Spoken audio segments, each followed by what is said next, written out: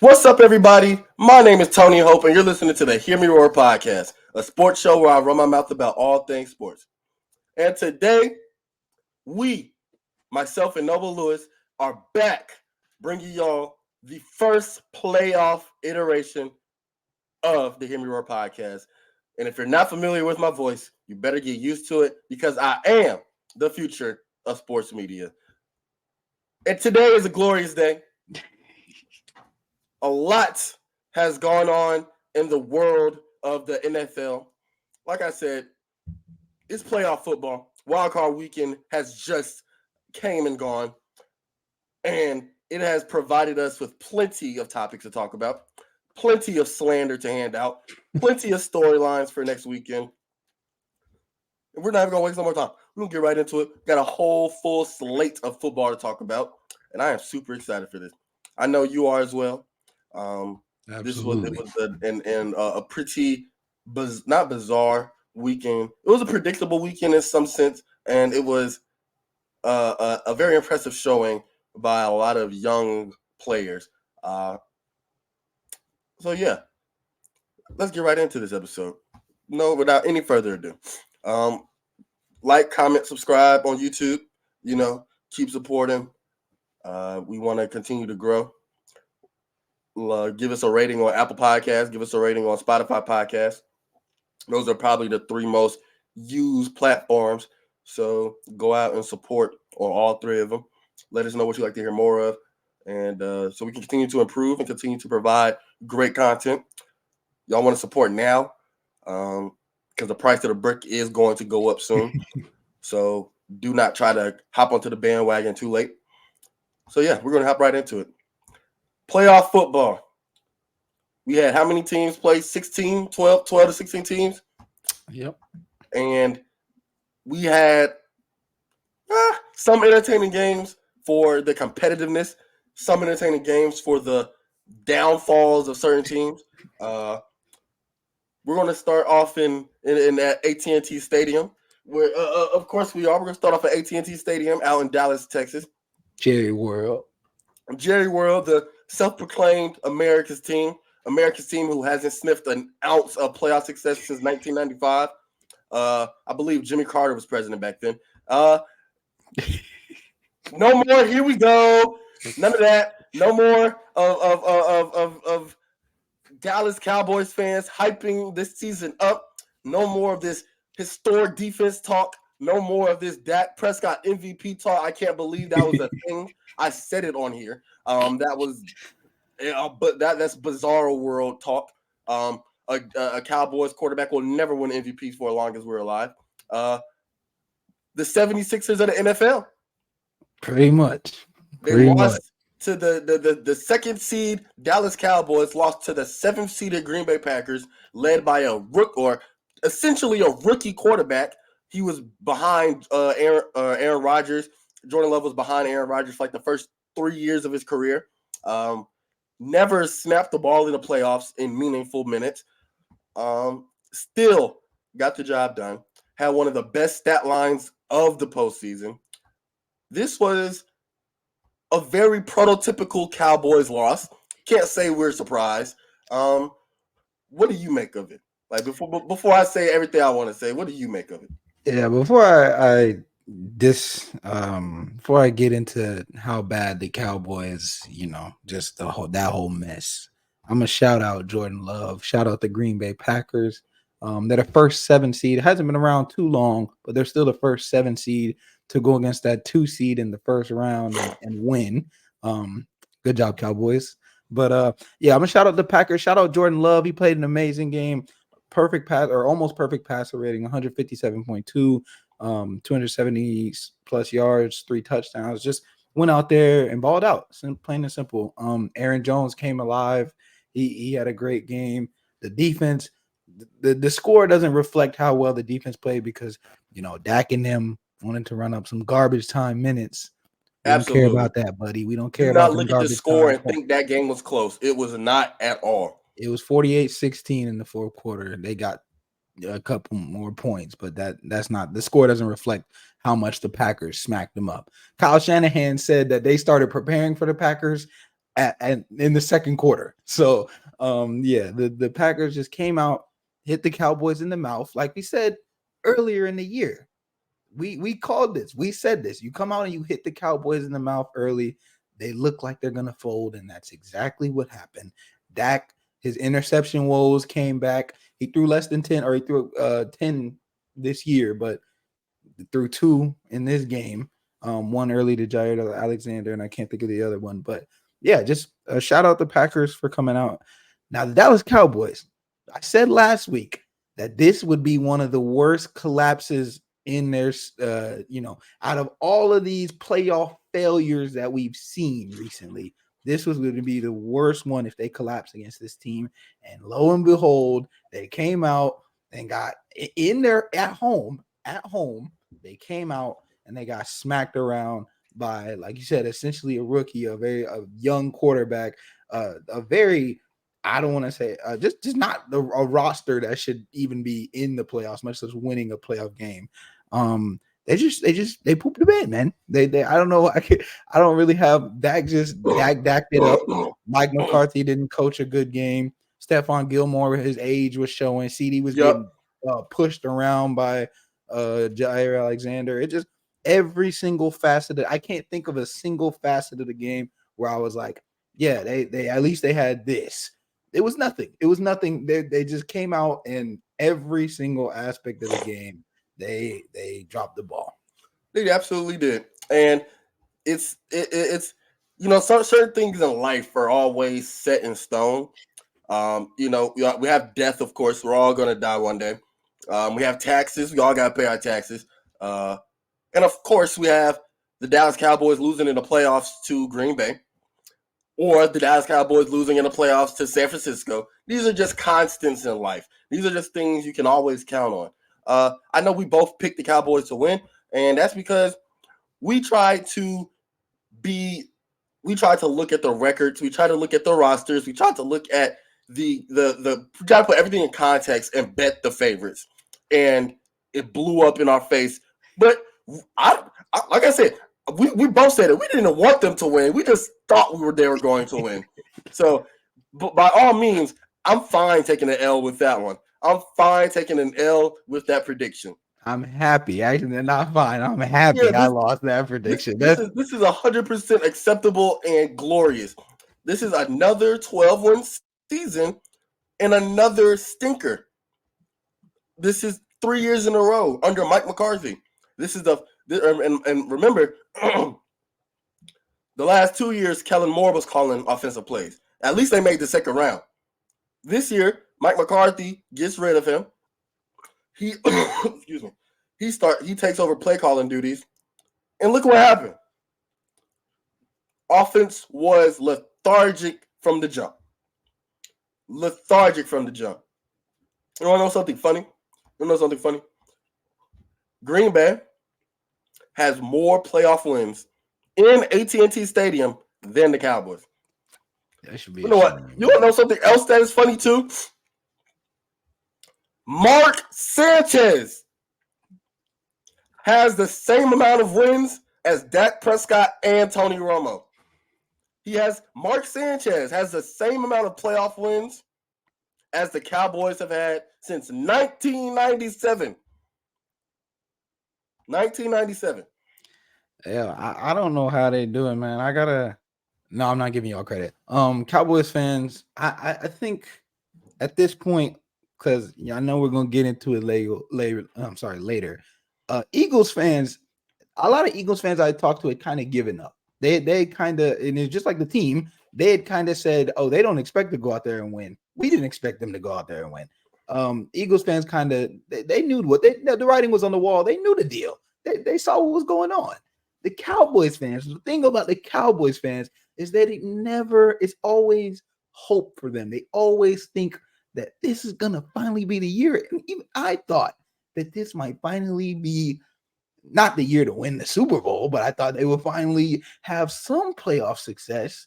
And I mean, the Cowboys gonna cowboy, man. I don't know what to tell you. They came out and did. It's nothing new. It's nothing Cowboys new. Are the greatest at like marketing.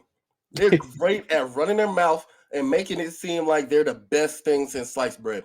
That's what they're good at. They're good at turning the ball over, losing in the playoffs, and marketing. Because every year, this is our year. This is our year, every year. And they've been saying that shit since 1995. So they're the best at marketing. And once it blows up in their face, they just regroup. They get their people together. Jerry Jones gets his little squadron together to spin a story for next season. All the players, they like to run their mouths as well. Micah Parsons, he was complaining about not getting any holding calls, talking about the referees don't care how opposing teams play me. You got your holding calls in this game. You got 2 of them, actually. And you did absolutely jack shit. You did nothing. You had 1 QB pressure on 19 rushes. 1. All pro. And this is not to take away from him as a player, but you can have all these amazing stats in the regular season. You need to understand that you don't play for an average an ordinary team, rather. You play for one of the biggest markets in all of professional sports. The eyes are going to be on you.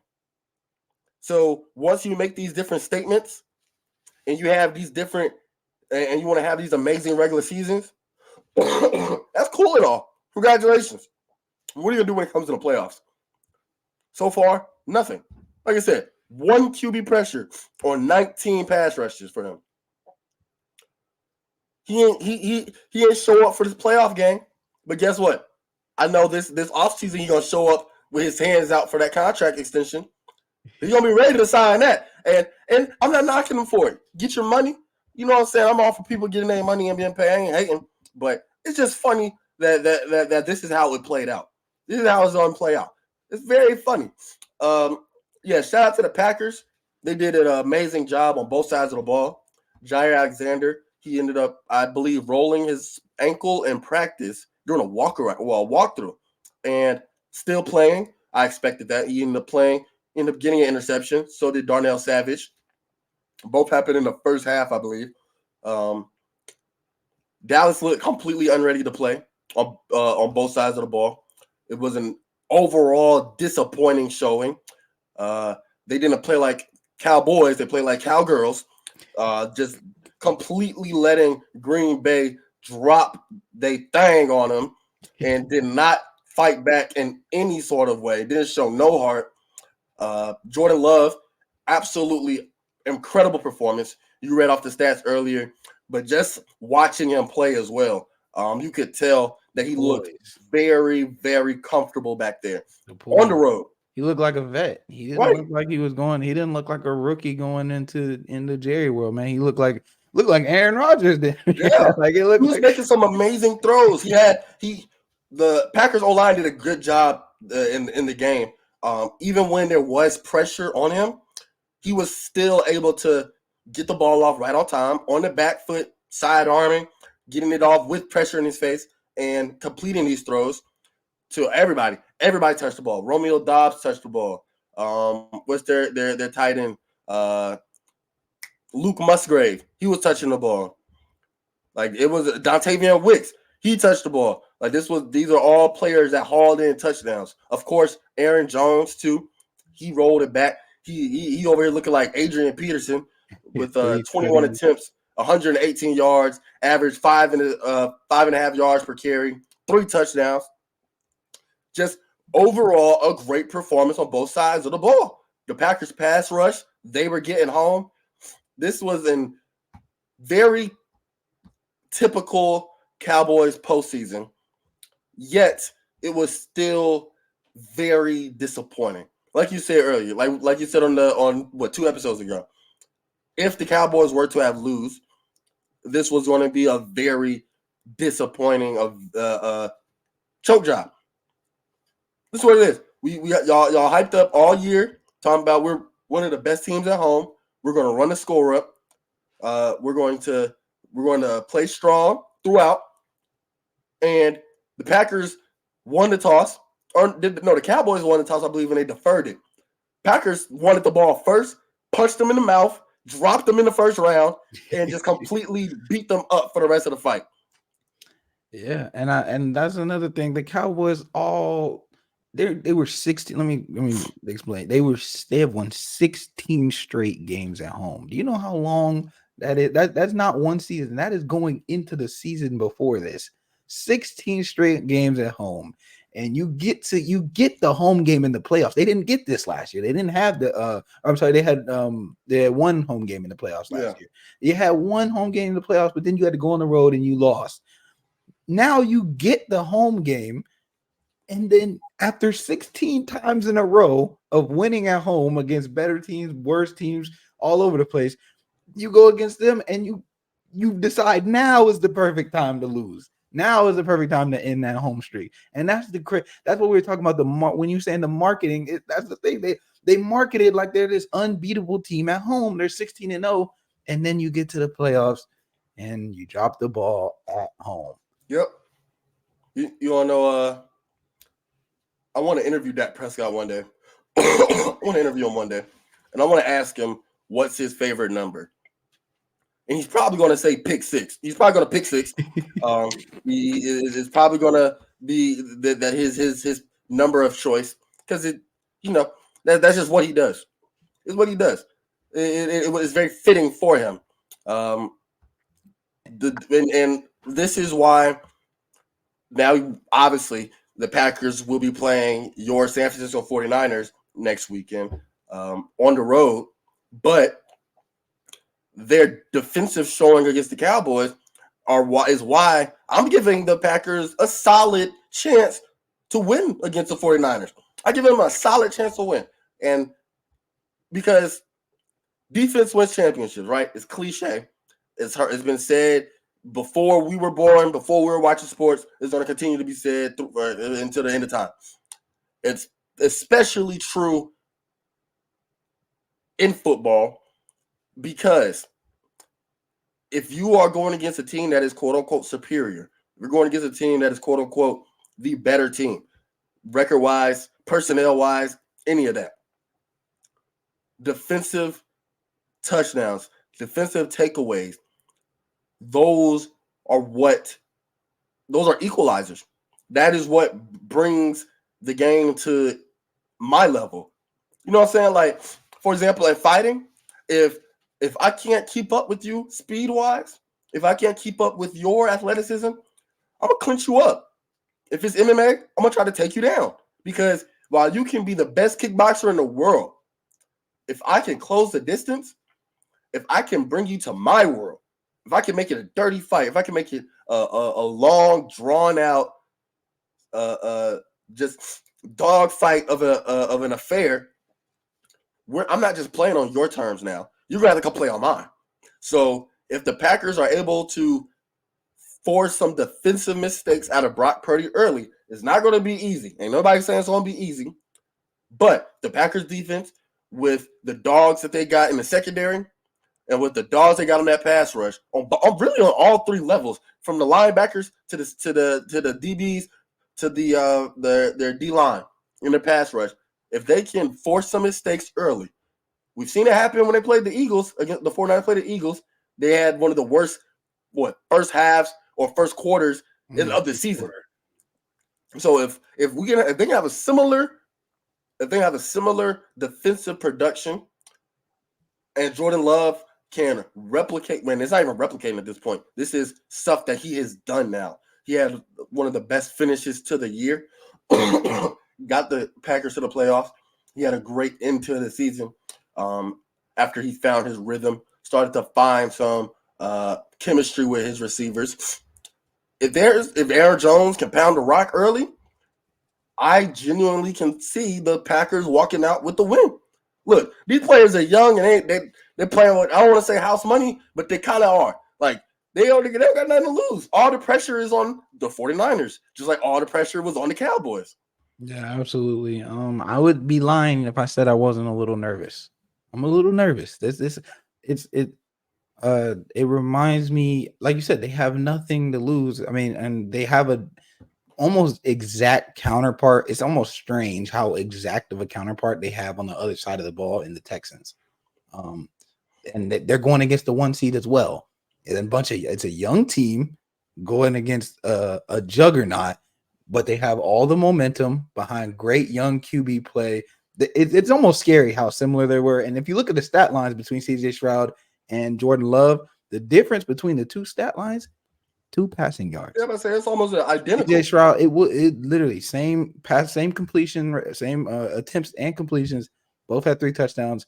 2 passing yards was the only does the difference. So it's almost scary how similar they are. But it makes me nervous as a 49er fan. I think but the thing about the 49ers different than the Cowboys is that the 49ers aren't the Cowboys, right? Like Kyle Shanahan is a much more, I'll say, consistent coach. I mean, we know about his failures, of course, but I would say, and then 49ers are also healthy. That was the one thing that we've always been worried about with the 49ers. Can you be healthy? All the starters are healthy. Pretty much the whole team is healthy. They even got Ray McLeod back returning and not Ronnie Bell. So yeah, it while the Packers look great, and like you said, if they can bring it to if they can control the mistake, if they can get mistakes out of Brock Purdy, stuff the run, things of that sort, they can definitely pull it out. But the 49ers just have to keep their identity, man. That's all they have to do. They have Eric Armstead back to stuff the run defensively. They hold Aaron Jones, make Jordan Love beat you. Don't let Aaron Jones get 100+ rushing yards on you, because I think they have a really good record when he's doing good.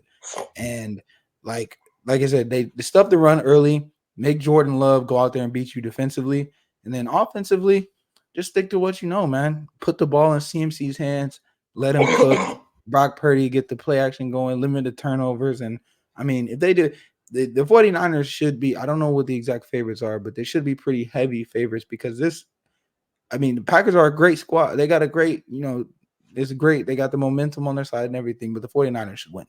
Hands down, they should win. They have no excuse to lose. Cowboys didn't have an excuse to lose either, but Cowboys are the Cowboys, so not exactly surprised. And another thing about the Cowboys, Dak is in his this is a contract year for Dak, correct? Yep. What do you do here? Like, where do you go from here? That was one thing, a question we had. Not even just Dak. Where do you go in general? Like, because I don't, you don't want to say that it's just Dak. Like, Dak is the only problem, because he's not. But coaching wise, where do you go? Quarterback wise, where do you go? Running back, they couldn't get the running game going at all. Where do you go with that?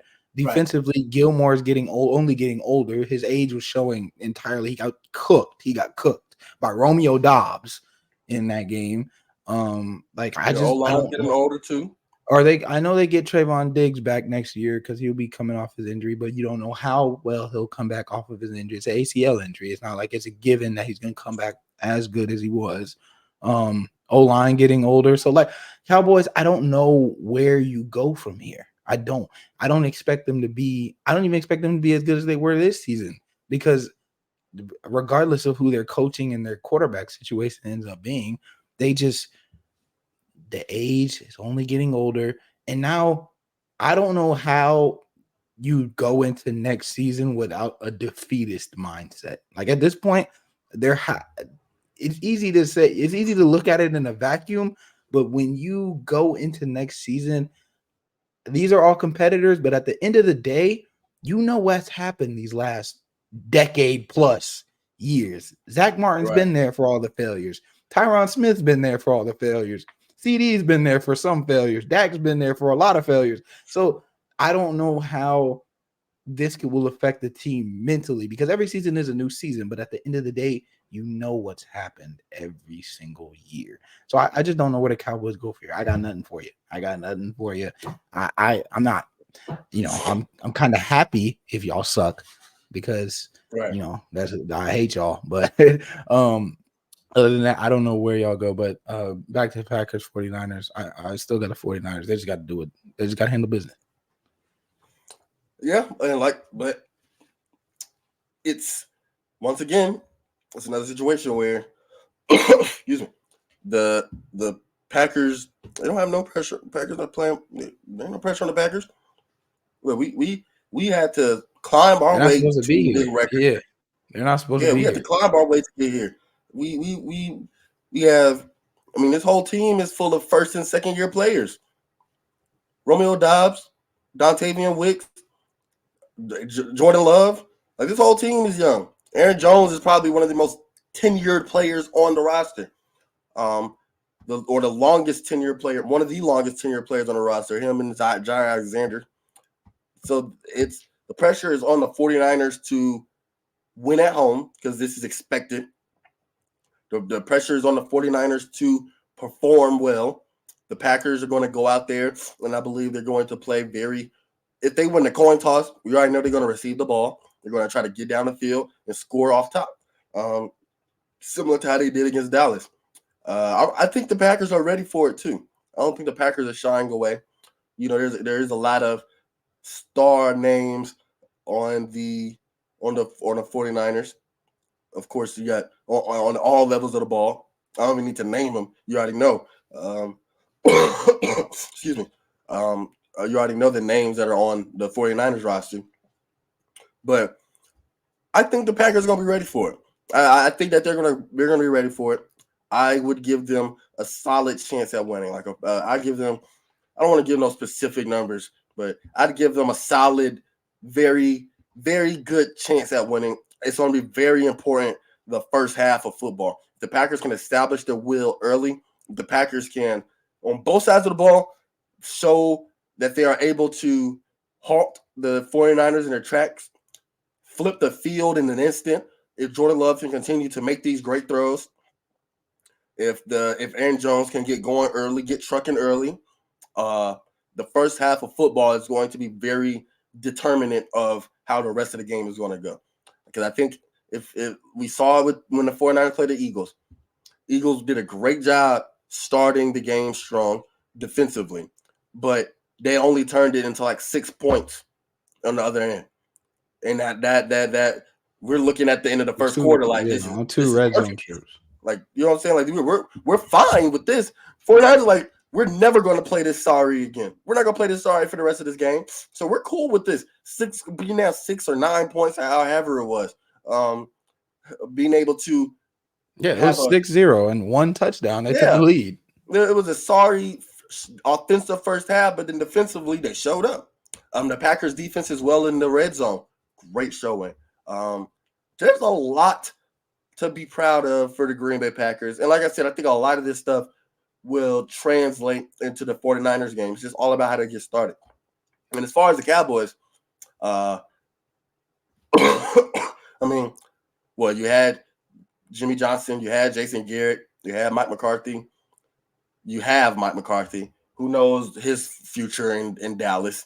After you wanted to take control of calling plays, and you had probably the biggest letdown of the last 3 years of your tenure, who knows that his future, especially with all of these, coaching vacancies and possible names going here and going there. We can talk about that later. Who knows his future? So we've seen Tony Romo at quarterback. We've seen Dak Prescott at quarterback. We've seen Jason Witten at tight end. We've seen Dez Bryant at wide receiver. We've seen just all of these different names on both sides of the ball. Everything changes. We saw them at 10 Pro Bowlers. We saw them when they had only one. So there is a constant there. There is a constant there, and that's Jerry Jones. I'm not saying anything because he's the owner of the team, and God damn it, the owner is the owner for a reason. You know what I'm saying? He ain't just going to concede power or concede authority. I think that the Cowboys will forever be unsuccessful for as long as he is the head honcho there. I just think that's just what it is. I think that, they're cursed. That's another reason why I can't see Belichick going there.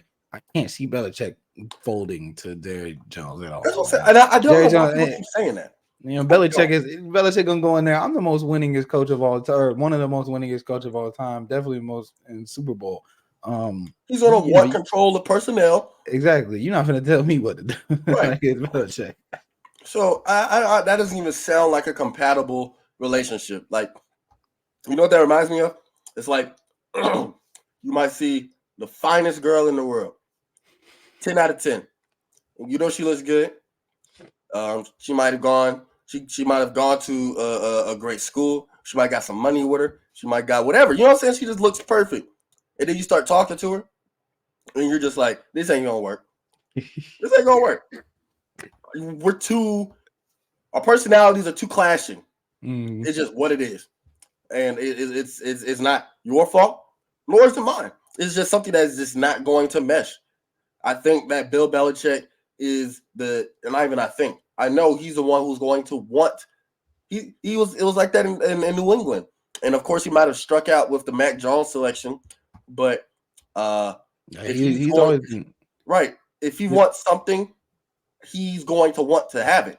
Yeah, he's always been a quasi GM. Yeah. Like he's never been just a head coach, no personnel. I mean, every head coach has some personnel decision, but he's always had a very large influence on personnel, and I don't think that's gonna, like you said, it's just not gonna work. Robert Kraft allowed him to do his thing for the better part of 20 years. That's what Robert Kraft allowed him to do. Jerry Jones ain't gonna let that. We still see Jerry Jones get an interview like he's one of the players. So that's just not going to work. So Bill Belichick, just because another reason why the Cowboys are the best marketers in the world, they think just because they're Dallas, they're going to be entitled to these players or these coaches wanting to come there just because y'all Dallas. Y'all sorry, y'all haven't done nothing. There ain't nothing for me to come to. You want me to come to a team that's being led by a quarterback who he said after the game, I sucked today. You're damn right you did. You sucked last year. You sucked the year before that when you scrambled the ball with like 10 seconds left. You sucked all these years. So there ain't nothing to come to in Dallas. I don't want to deal with Jerry. If I'm the coach, I don't want to deal with Jerry Jones. I don't want to deal with the media circus that surrounds him. So yeah, that whole Bill Belichick to Dallas talk can stop. That ain't happening. Sorry. So yeah, we can. I think we've had our fix ragging on the Cowboys, and deservedly so. They sucked. They always sucked. They will continue to suck. And from now on this show, because this show is going to be around for next season, it's going to be around this time next year when the Cowboys get bounced in the first round again. If they make the playoffs.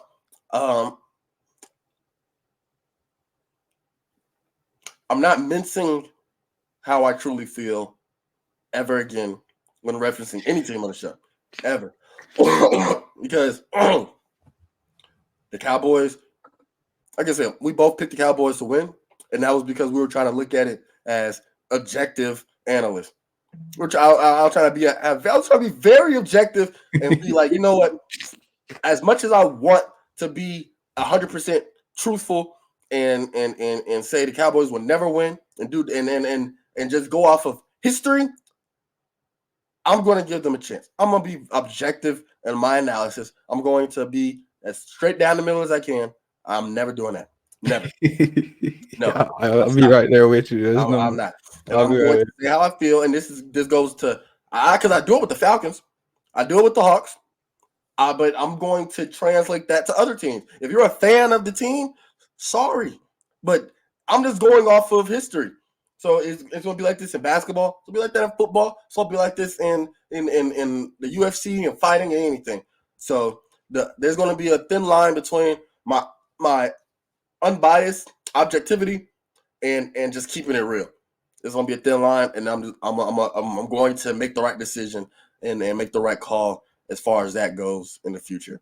Because that was I'm over here talking about something. I'm gonna pick the Cowboys to win, and then they go out there and they go down 48-16 at home. Embarrassing. Yeah, we gotta we're gonna be keeping it real for sure. We definitely gonna. If I look at you and I know who you are, I'm not giving you no benefit of the doubt no more. I know who you are. Right. I know who you are. Don't fool me. I know your tricks. I know your games. Like you said, master marketers are the Dallas Cowboys. I don't care if they go undefeated. They could be 17-0. I'm not picking them in the playoffs in the first round. Not the first round. Nope. Let's stay in the NFC. Let's go to a game that took place on Monday night. Philadelphia versus Tampa Bay. Another team.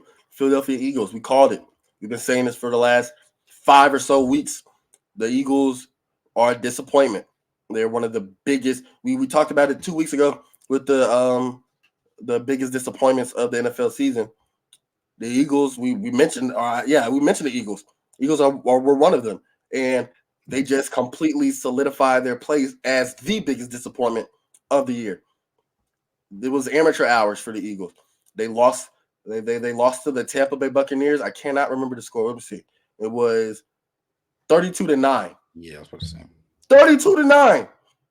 Not a single touchdown was scored for the Eagles. They've dropped 6 of their last 7 games dating back to the regular season.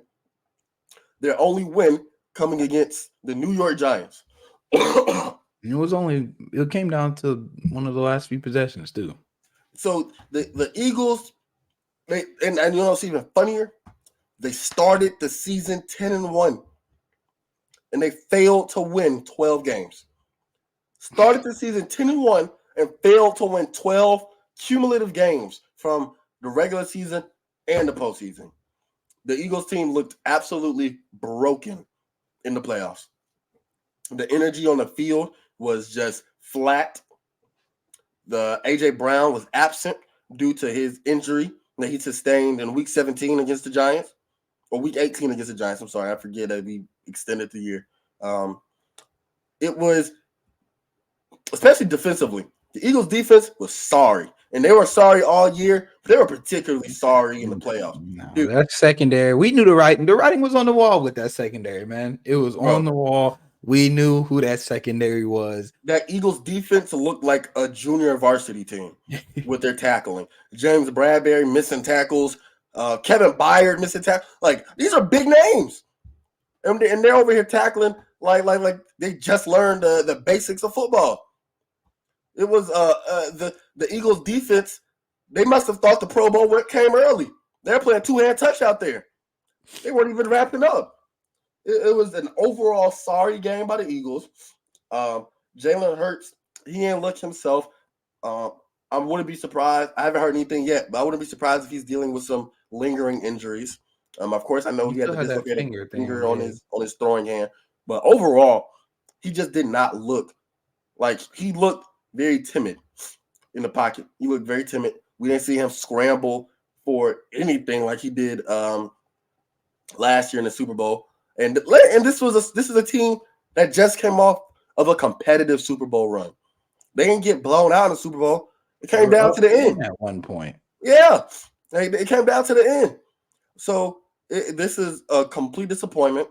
And on top of that, to add to their woes, Jason Kelce, their starting center, their long-term center, their all-pro center, their legendary center, he's retiring. Yeah, he's gone. He's not. He broke the news down. Shit, right after the game, talked to his family. He's done. You know, you got other aging stars on that team, like Lane Johnson. His future is unknown. Brandon Graham. Like this. That deep, and if you look at the Eagles' defense last year, they led the league in sacks. They were a dominant defense. I think not just they led the league in sacks. Besides the Purple Man Eaters back in the 70s with the Vikings, I think those are the 2 top teams with the most sacks in a single season. So they had a very dominant defense last year. And then you look at their defense last year to this year, it's a stark difference. Very embarrassing the fall off that they've had just from one year to the next. And they did nothing but add players too. They added the Georgia. They added. I'm sorry, it was Jalen Carter. Yeah. They added Jalen Carter. And so like they did nothing but add pieces. I know Bradbury got older, but there must have been some serious masking going on coverage wise, because I can't imagine James Bradbury just completely fell off the map like that. I think there must have. I might have to go back in and see some of those 2022 games, because they just all around the board just fell off. Offensively, defensively, just nothing looked the same as that team from 2022. And I mean, I personally, Jalen Hurts did look off, of course, but I personally hold it much more on the play calling. First off, Nick Sirianni doesn't even call plays. He doesn't design plays and he doesn't call plays. He has coordinators for that. And so they got rid of Steichen. They brought in Brian Johnson, and he, in my eyes, called one of the worst games I've ever seen. They had a slant.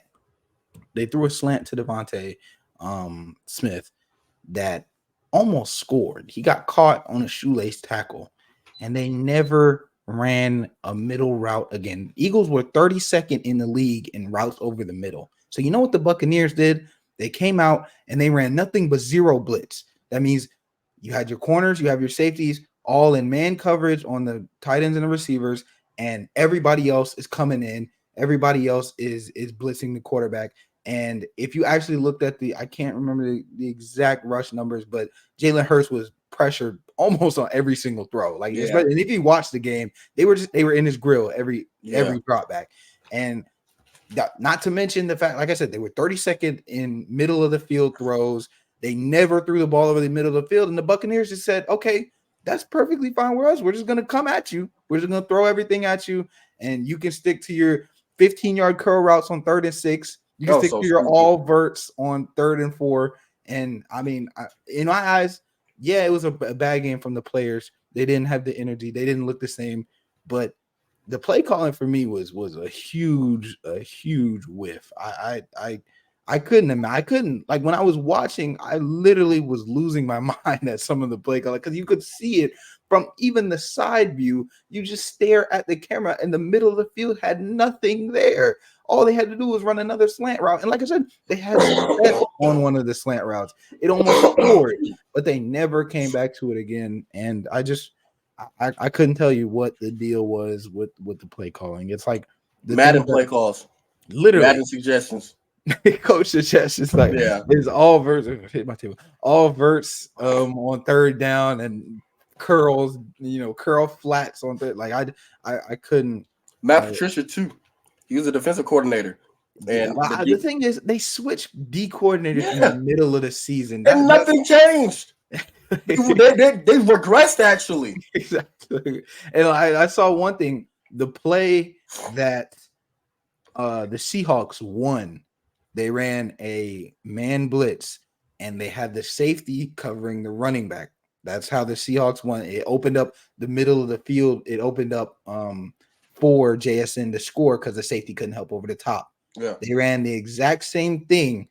The Buccaneers ran the exact same thing. They pulled that exact same coverage, and it ended up burning them.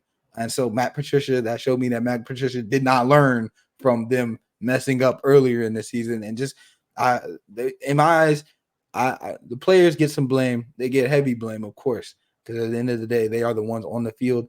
But the play calling was abysmal in my eyes. They got out coached through and through. Completely outclassed. Baker Mayfield, he had a great game. This is like I said, this playoffs is just a lot of weird storylines as far as like players rebuilding themselves, young talent really showing off. And we've seen playoff staples like Jalen Hurts, playoff staples like Dak Prescott just get trounced early. We got a Dak Prescott in the division. I'm not giving Dak no credit as a playoff. Oh well, shit. It's a consistency now. 12-win seasons, and they continue to lose. Just seeing these players in the playoffs, though, I'm not going to be used to seeing Baker Mayfield next weekend. He's going to be playing the Lions. Yeah, on the road. That's going to be a very good game to watch. I can see the Buccaneers winning that as well. We're going to talk about the Lions very shortly. I can see the Buccaneers winning that game. Overall, great game. Mike Evans, he showed up and played. Honestly, the score could have been twice what it is right now if Mike Evans didn't drop a deep pass, if Cade Otton didn't drop a deep pass. Those were just drop plays. It wasn't because of the defense. It just slipped off their hands. Receivers just didn't bring it in. So overall, great game for the Buccaneers, defensively especially. Todd Bowles, him being a defensive-minded head coach.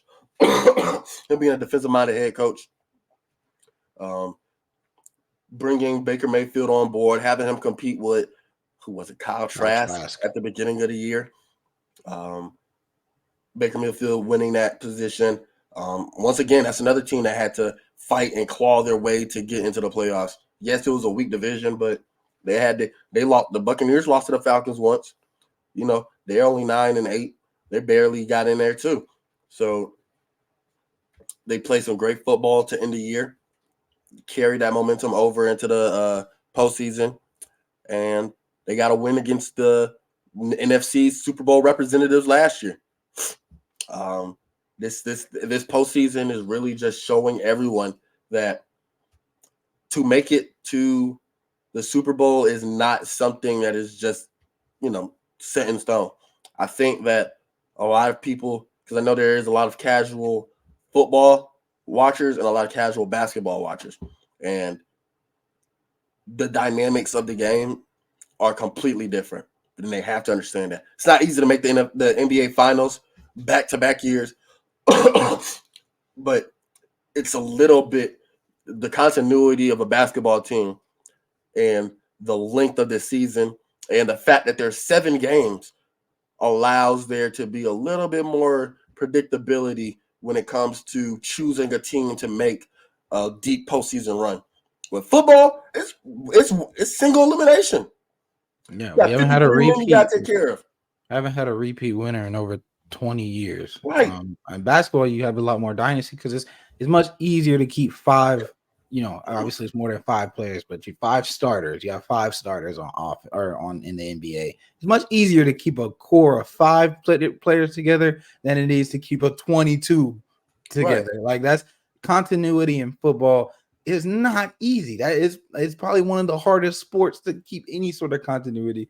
And so, like you were saying, just it's the dynamics can shift season to season. It can be you can be on top of the world one season and be bottom of the barrel the next, and vice versa.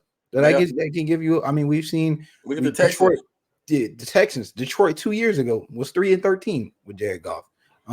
So it's very. You see a lot of changes in the NFL. There's not a lot of, obviously there's some consistencies. Cowboys selling in the playoffs, but there's still a lot of changes that can happen over the course of one NFL offseason even.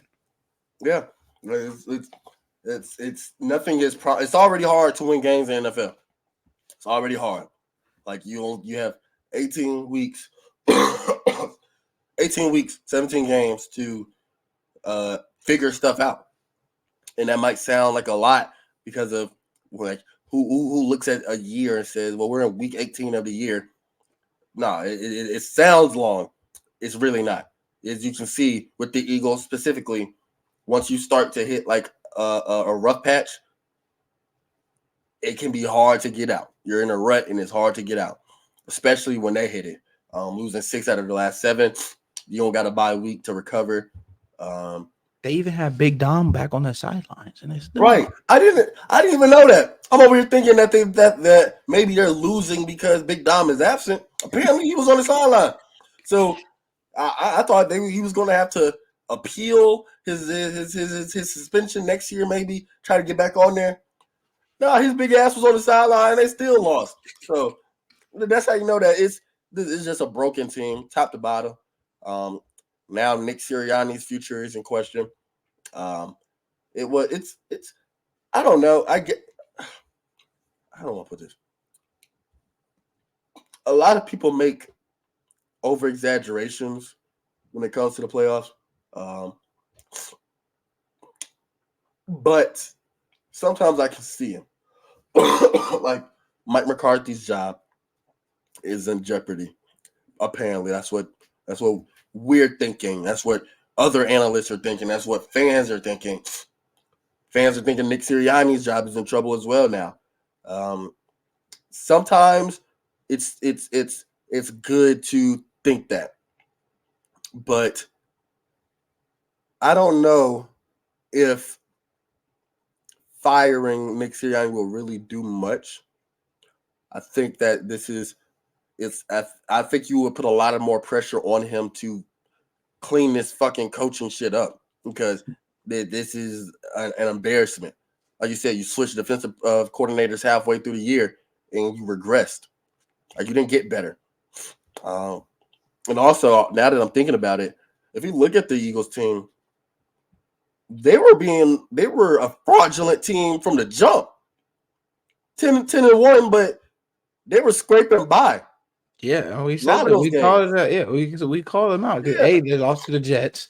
And then B, they were all of those games. Their point differential was in the single digits. They weren't winning these games. They weren't getting blowout. They weren't blowing out the bad teams. They were They were winning by the skin of their teeth. yeah, Now, I will give Eagles fans credit because they were pointing out the problems early, and it took me a while. It was like, hey, you're 10-1. What do you have to complain about? I have to give them credit. They saw the signs. They weren't as good as their record showed. They remind me of the 2020 Steelers that started 11-0. yeah. They had a great record, but it was just something. All it took was that one key turn, and that was the 49ers. All it took was for them to go out there and put out a little blueprint, and now all of a sudden you finish the season 1-6. So Yep. And even it's speaking of blueprint, yeah, like Nick Bosa called it out. He said, "Yeah, they got the blueprint on the Eagles." yeah, and The this team, Debo Samuel. He said if it wasn't for them not having a quarterback last year in the playoffs, they wouldn't be here. So yeah, it's like 49ers knew it from the jump. Um, the Eagles fans knew it from the jump. We caught on very, very early as well. We were like, okay, hold on. We started to really look at it. Like because one thing about being a sports analyst that I'm learning is that you can't watch it from the same lens as you would as a regular fan. You can't just look at stats. You can't just look at, or when I say stats, you can't just look at the main box scores.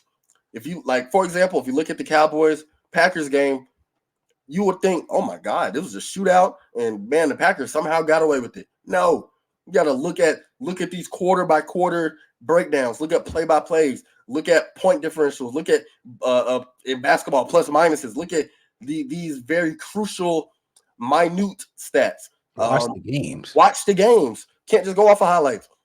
Because if you look at, I'm gonna keep on using this Cowboys game. If you look at the Cowboys highlights, the whole second half is Cowboys highlights.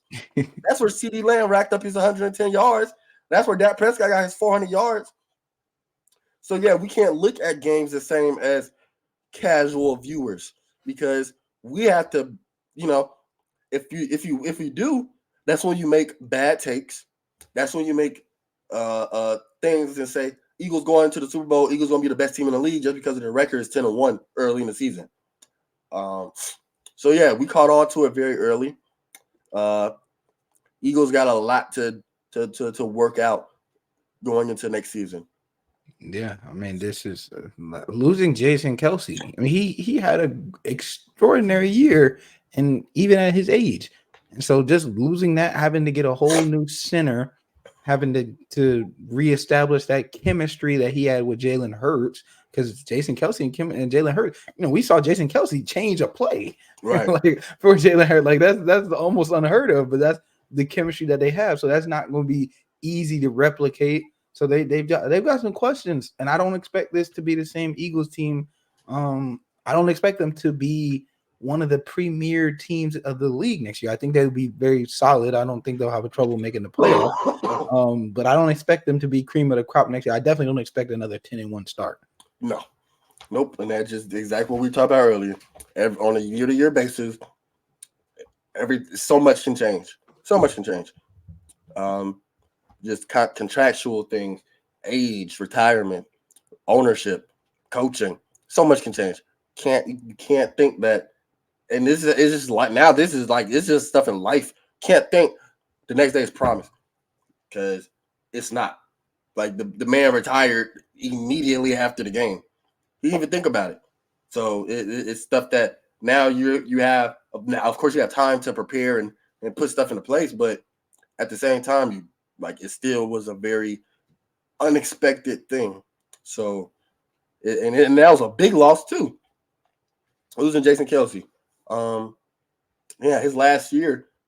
I'm sure I don't know what was going on in the Eagles locker room, but I'm sure the vibe was probably very solemn at points, and then finishing up the year.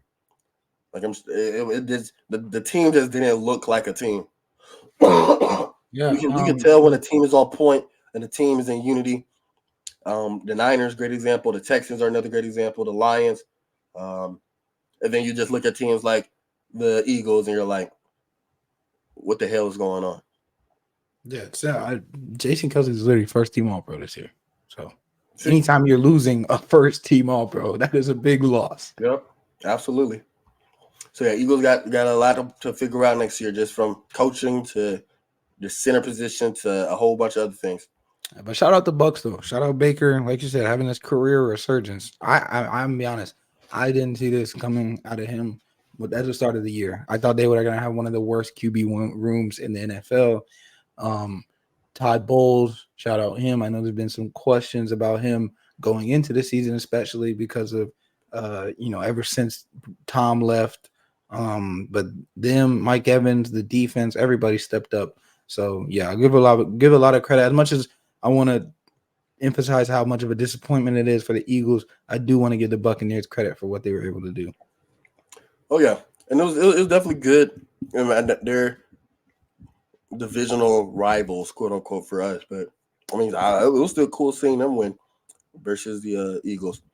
Like I didn't want the Eagles to win per se neither. We both bet on the Buccaneers to win. Not gonna say bet. I predicted the Buccaneers to win. Excuse me. I think that was a pretty sound prediction, and they definitely didn't let us down. Held them to 9 points. So yeah, like I said, like Eagles just got a lot to figure out. The Bucks have a lot of momentum. They're about to talk about this team next, right now. Actually, they're going to go into Ford Field up in Detroit, play the Detroit Lions. So it's going to be a clash of heads with that one. The Lions, they ended up beating the Rams 24-23. That was another good game. It was just as we expected. Came down to it was heavy offense early. Who was going to be able to get a stop first? Who was going to be able to get that one game defining break that was going to pretty much keep the momentum or switch the momentum? And it came down to the wire. Like the Rams for sure had a chance. Second half, I don't even think the Lions scored in the second half. Yeah, multiple. The Rams had a couple red zone trips in the fourth quarter that ended in 3. There was a couple times if they would have just changed one of those to a touchdown, we could be talking about a different outcome. So the line it was interesting to see the halftime adjustments because like you said early, it came out, it was fireworks. Both teams scored 17 plus points in the first half. And then in the second half, both teams just totally locked in defensively. Like punting, it was 3 and outs after 3 and outs, and it was a completely different ball game in the second half because, like I said, there was fireworks in the first half. It was just 17-21, and then in the second half, both teams scored a combined 9 points. So just it was super interesting to see those halftime adjustments. It was.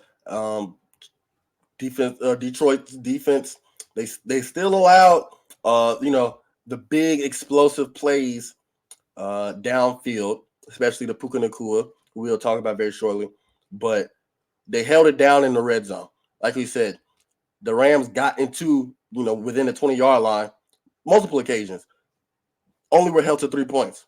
That's what kept the Lions. Excuse me. It gave them the luxury of, if they punted the ball away, okay, they might get down the field, but we're gonna hold them to 3 points. They might get down the field, okay, but we're going to tighten up in the red zone. We're going to tighten up when it really matters. That was very impressive to me. Puka Nacua, that was also a very impressive performance. Another record broken by him. I think this was the most receiving yards by a rookie. Yeah, and the last person who had it was DK Metcalf. So another very impressive performance for him. He is going to be that's your division. He's going to be a staple for years to come. Like it is just the way he's able to. He's a very physical receiver as well. Like he ain't, It's super. You don't think of it like that. Like and that's another a big thing about him. When you look at him, you think of him more like a possession receiver. He catches yeah, the ball. He gets a couple yards after the catch. No, he'll fight for some yards. We've right. seen a couple of times where he was short of the sticks, and he will literally push his way to the stick. Like he is not as frail as his His frame frame looks. looks, yeah. Like he's a very physical receiver, blocking wise as well. He's gonna get in your face and he's gonna fight for every yard. So yeah, he's gonna be a very, very, very big headache for anyone that they play against for a while. Yeah, Especially, I wanted to hate him so bad, but just because he's in our division, he's on the division rival. But I have to respect. Like it's just he's Matthew. One thing about Matthew Stafford, he's gonna throw his number one target the ball. oh yeah, I was And about to say, yeah, you already know Matt Stafford's gonna get the ball to him. yeah, He you know what he did with Calvin Johnson. You know what he did with Cooper Kupp. Both Yep. that's the number one and number two most receiving yards in a single season. So him and depending on how much longer, I know Stafford's getting a little up there in age, but depending on how much longer him and Puka can work together, that connection is only going to grow. And yeah, I have to respect good receiver play because he, as a rookie, I mean, he showed out even with Cooper Kupp on the other side of the field. He just showed out. He showed out, and he left it all out there. Didn't end up getting the win, but I think he'll have multiple opportunities in his future. Yeah, it was a great game by Matthew Stafford. Both quarterbacks, but Matthew Stafford, Jared Goff as well. Matt Stafford had 367 yards, 2 touchdowns. Jared Goff, 277 yards and a touchdown. 22 or 27 passing. Yeah, like didn't make too many mistakes. There was one particular throw by Matt Stafford in the second quarter, I believe. It was a touchdown throw to Tutu Atwell. Just bomb of a throw. Great pass. One of the more impressive passes that I've seen all postseason. It's a great game overall. Excuse me. Amon-Ra St. Brown, he showed up to play. 7 receptions for 110 yards. Got the game sealing first down as well. Yep. So that was also, I was just about to get into that. When it mattered most, when it's like, okay, it's a close game. We're only up by 1. We need to go ahead and lock this up. They only scored 3 points in the second half, the Lions. That was in the third quarter. Fourth quarter, held to 0 points. But when it mattered most, Jared Goff was able to get the job done. The play calling was excellent. He was able to put the receivers in the best positions possible to make a play. Jahmyr Gibbs, he had a great game as well. And David Montgomery, like it was just a solid performances, top to bottom offensively. When it was time to get the job done, the Lions were able to get the job done. That's all it came down to at the end of the day. Yeah. Red zone wise, like you said, they locked in time when they management. had to. The Rams, they only had one timeout come the fourth quarter because they burned 2 of them because of delay of games or to avoid delay of games penalties in the second half. So if they had a couple more timeouts, who knows what could have happened? I mean, clearly, like you said, the Amon-Ra had the game sealing first down, but who knows? It's just we can play the hypothetical game with that one. Jared Goff, like I said, had a great game. He said he had a chip on his shoulder playing against his former team that traded him away pretty unceremoniously. It was pretty much a direct swap. I don't want to say directly, but direct swap. Yeah, I Those think it draft was. picks, though. I think it was. I think it was a direct swap. Yeah, for player, and then the Rams gave up a whole bunch of picks. And those picks turned into players that ended up having a direct effect on the game. Like what's his name? Did Sam Laporta? Laporta. Yeah, I was gonna say he scored a touchdown earlier in the game. Exactly. So clearly Matt Stafford or the Rams won the trade due to their Super Bowl ring, but depending how this season turns out, depending on what the Lions can continue to grow.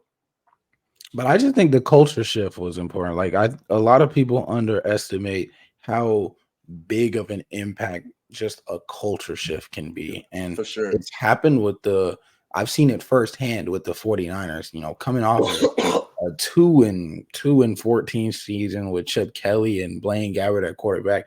This is one thing I always give Jimmy credit for, is that when he came in, he won 5 straight for us when he got traded to us. And we started him. He won 5 straight on a season that started 1-9. And so he won those 5 straight. He gave us hope. And it just, the culture from that moment forward shifted, and we've turned into perennial contenders. So one thing that's easy to overlook, and I know it's like we said, it's hard to maintain continuity. If you can maintain your culture as a team, maintain certain expectations, that's one very big important step for repeated success. And I think that's a big thing that's happened with Detroit, because now we're looking at Detroit. I'm not looking at them like the losers that I looked at them for all of my life, literally all of my life. I'm not looking them at as the same losers right now. I look at them as an actual legit team, and I think that's a very important. They're a destination team too. If you want to go play, you want to go play for Dan Campbell. Dan Campbell's that's another thing. Dan Campbell, he's a great players coach, and then now we see he's actually a really good, he's good at play design as well, or play calling as well. So I think that's one of the biggest things. Him and Jared Goff Dan Campbell and Jared Goff have kind of established an entirely different culture in the Detroit Lions locker room, and I think it can't be understated how much differently you view this team. I don't look at when, like, next year, I don't care what happens this year, if they lose this weekend, if they lose and if they get to the conference championship, or even if they win a Super Bowl, that's totally different. But if they don't make it, if they don't win it all, I still look at this Lions team. I don't look at them the same. I don't look at them the same at all. Nope. This season definitely established a precedent for years to come now. Like, this was their first playoff win since 1992. 1992. That is a very long time. 30 plus years. 10 years longer than we've been alive. Right. That's what I'm saying. So 1992 was the last time they won a playoff game.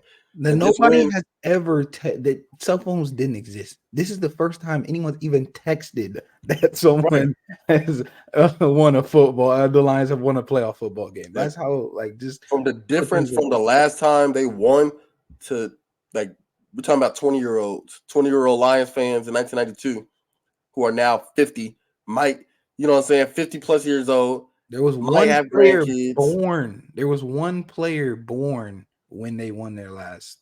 That's insane. So this established a precedent with, like you said, the culture change of the Lions. No longer will we be looking at them as a losers franchise, as a loser organization. Now we're looking at them like, how can you continue to get better? Every year under Dan Campbell, they've improved. From their first year, only winning 3 games, to last year, starting the year, it was like 0-5 or 0-6 or something, and then almost making the playoffs still. Packers. Yeah, finishing the year super strong, almost making the playoffs. Then this year, now you made the playoffs, you won your division, you made the playoffs, and you won a playoff game. You have another home game. Be improvement. You got it now. Now you're gonna have 2 home games in this playoffs. So it's going to be this set the standard for future players for the Lions. If you're going to come play for me, if I'm Dan Campbell, I'm going to say, if you want to come play for me, be ready to work. Be ready to put in 100% effort, 110%. Be ready to go lay it out all on the field. I don't want you to come back to the sideline or come into the locker room saying, damn, I could have done. There is no could-haves. Not when you play for Dan Campbell and the Lions. There is no could-haves. Everything that happens on the field, it's a direct, this is all I did. I put this happened. This might have happened, but it wasn't because of lack of effort. It might have been a lack of execution. Okay, but it wasn't because of lack of effort. So, like I said, this sets a precedent for the Lions. He's Dan Campbell, great coach. I'm thinking about him and the parallels between him and Arthur Smith. Y'all both got hired around the same time.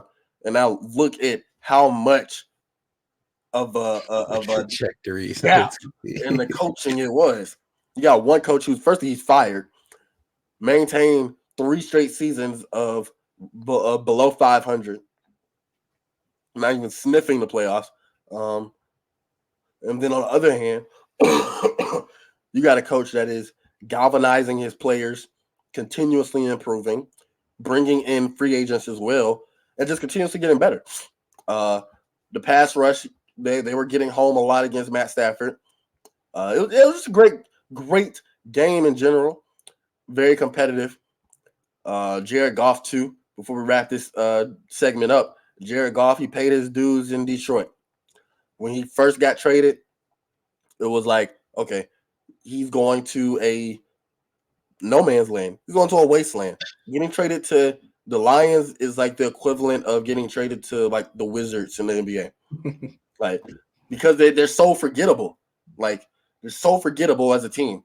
So when he got traded there, I remember saying that, he's going to have to rebuild himself a lot because his reputation leaving LA, it was in the mud. But this was probably the best chance for you to do so because there ain't no pressure on you. You're on the Lions. And when I say no pressure, I mean there's no expectations. Of course, you need to play well. Otherwise, you're going to be out of a job. But there's no expectations like there was for Sean McVay and the Rams.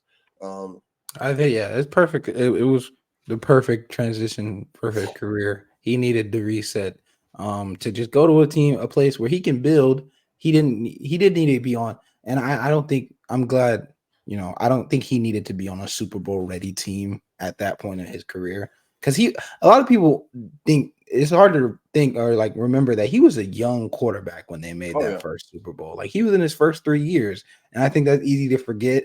And, because he was a number 1 overall pick, you had certain expectations. But I do think a lot of people forget how important it is for quarterbacks to grow, especially quarterbacks, how important it is for them to grow. And I think this was the perfect destination for his career because it just gave him time to sit back. Like you said, no expectations. We don't expect you to go out and win a Super Bowl. We just expect you to play well, to grow and develop with the team, grow and develop with your receivers. And that's exactly what happened. And now they're winning playoff games. They got another home playoff game to look forward to. And things are just looking bright in Detroit. Yep. So yeah, very, very, very entertaining game. Shout out to both teams. Although Matthew Stafford's homecoming was spoiled, he spent 12 years of his life in Detroit. He got them to the playoffs. I'm not mad at the fans. And I'm pretty sure there's no love law. I think I saw there was something with, Kelly Stafford and Matt. He was like, I'm happy for the players. I don't know if you saw that at the game where like they asked if he was happy for the city of Detroit. He said, I'm happy for the players. I don't think that was personal. I don't think the jersey ban of Matthew Stafford was personal. I think all of that, when I was looking at that as a fan, I think it was more from a Detroit fan perspective. I completely understand because if you have a former friend who says he's going to come rob you, you're not going to unlock the door for him, right? You got to say, I used to love you, bro, but I can't let you in here. So I think that's kind of what the Detroit fans had to do. They had to establish that we don't want you to come here and feel like you're getting home cooking. We want you. This is a hostile crowd. We're trying to win our first playoff game in 30 years. We don't want you to be comfortable at all. And so I don't think there's any love lost between those two. And I don't think it's personal. Matthew Stafford is coming off losing a playoff game. His season is over. So I do think that was just, friendly competition. Like literally, it's just, at the end of the day, you're our competitors right now. We're not, this is you're our competitors. We are against you, and we're trying to do something special. So, I hate that it has to be you, but that's what it is. Ain't nothing personal. This is just how the matchups went. This is how the matchups went. I say that all the time in fighting.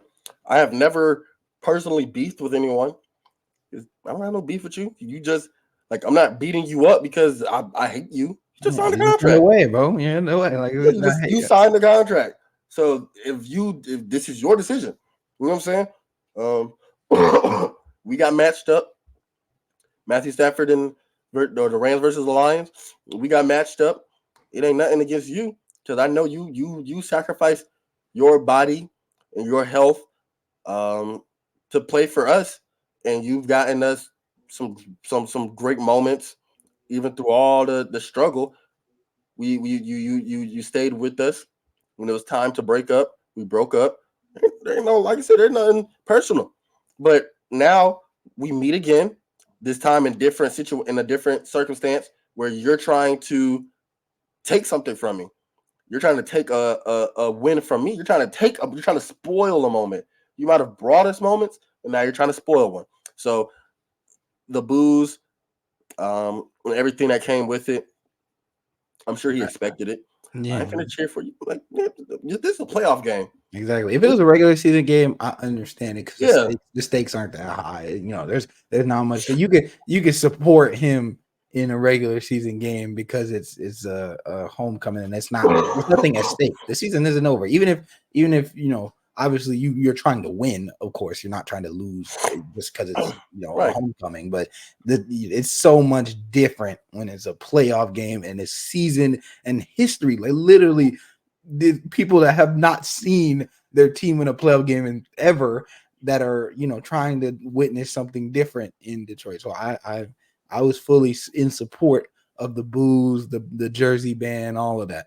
Yeah, yeah. Like I said, and it was nothing. It's just that's what it is. It's sports. Sports are a meritocracy.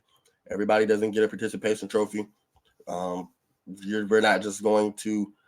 We don't just give out things because you're entitled to it, and that includes fandom. You okay? You played for us. You played. You don't play for us anymore, so we don't owe you nothing. Not in this moment. Sorry. So yeah, it was a good game though. Very entertaining. Both sides. The Rams, they fought and clawed their way to get into the playoffs as well, and they had a pretty valiant performance. That's what we were talking about earlier, though. Those turnovers are a game equalizer. Neither team were able to force turnovers, but the Rams, they would have definitely benefited from one, just to change the momentum of the game. So if you like, it's going to be big, just in general. And speaking of turnovers, a quarterback who is pretty prone to throwing them as well, Tua Tagovailoa, and the Miami Dolphins. Uh, they lost to the Kansas City Chiefs. The score was, if I'm not mistaken, 26-7. It was the fourth coldest game in NFL history. I think the wind chill made it feel like negative 27 degrees, which is crazy because Ridiculous. today in Atlanta, it was like the wind chill made it feel like it was 9 degrees, and that was freezing cold today. Like I was very, very, very cold. I haven't felt that cold in a very long time. So I can only imagine playing in negative 27-degree weather, essentially trying to catch footballs, run the ball, block, getting my hands stepped on, getting crushed under a pile. It's ridiculous. But yeah, it was a very one-sided beatdown. The Chiefs, nobody is like playing in negative 27-degree weather. That's not normal. Nobody is prepared for that. Sorry. So even though the Dolphins were on the road, or my fault, even though the Chiefs were at home, this wasn't like particularly an advantage, I would say, for it was, but it wasn't at the same time because the shit was cold. If anything that where you're in the record books for being cold, that's not an advantage for anyone. But yeah, it was a particularly good game for the Chiefs. The cold didn't seem to phase them too much. Patrick Mahomes was still making throws. Finished the game with 262 yards and a touchdown. The only touchdown came in the first quarter, or the only passing touchdown rather came in the first quarter to Rashid Rice, the rookie. Had a good game. 8 Yeah, catches, 130 yards. I say a great game actually. He's very yeah, very good important. game. He's going to be a very good, important cornerstone for that team. Just because we've been talking all season about their lack of playmakers and who can Patrick Mahomes count on if Kelsey's not working? Because Kelsey, we saw it a couple times. He had 3 drops in the first Yeah, half. He didn't have Like the best game. yeah, and then one of them was going to be a touchdown. So it was very important to see that if Kelsey wasn't on, who can he rely on? And Rashee Rice, he's a rookie as well. Had a great game.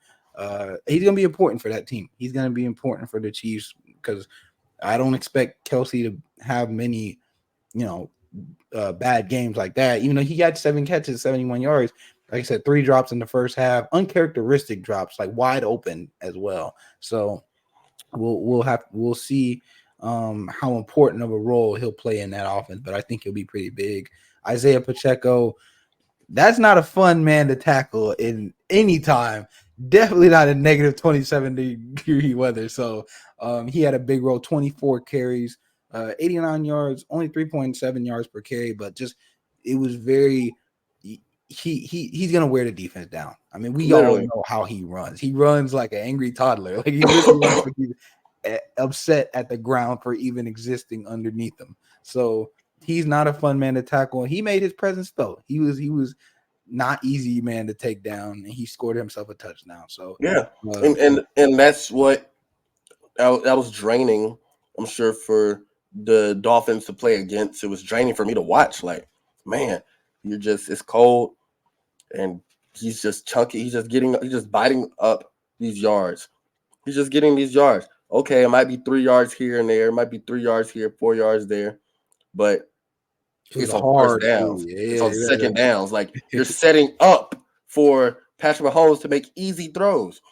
And yeah, like these are hard rushes. Like if you look at the differences, Raheem Mostert was their leading rusher for the Dolphins, and he only had 8 carries, and Isaiah Pacheco had 24. So you just look at the difference in which team was the more physical team, and it was just easy to see.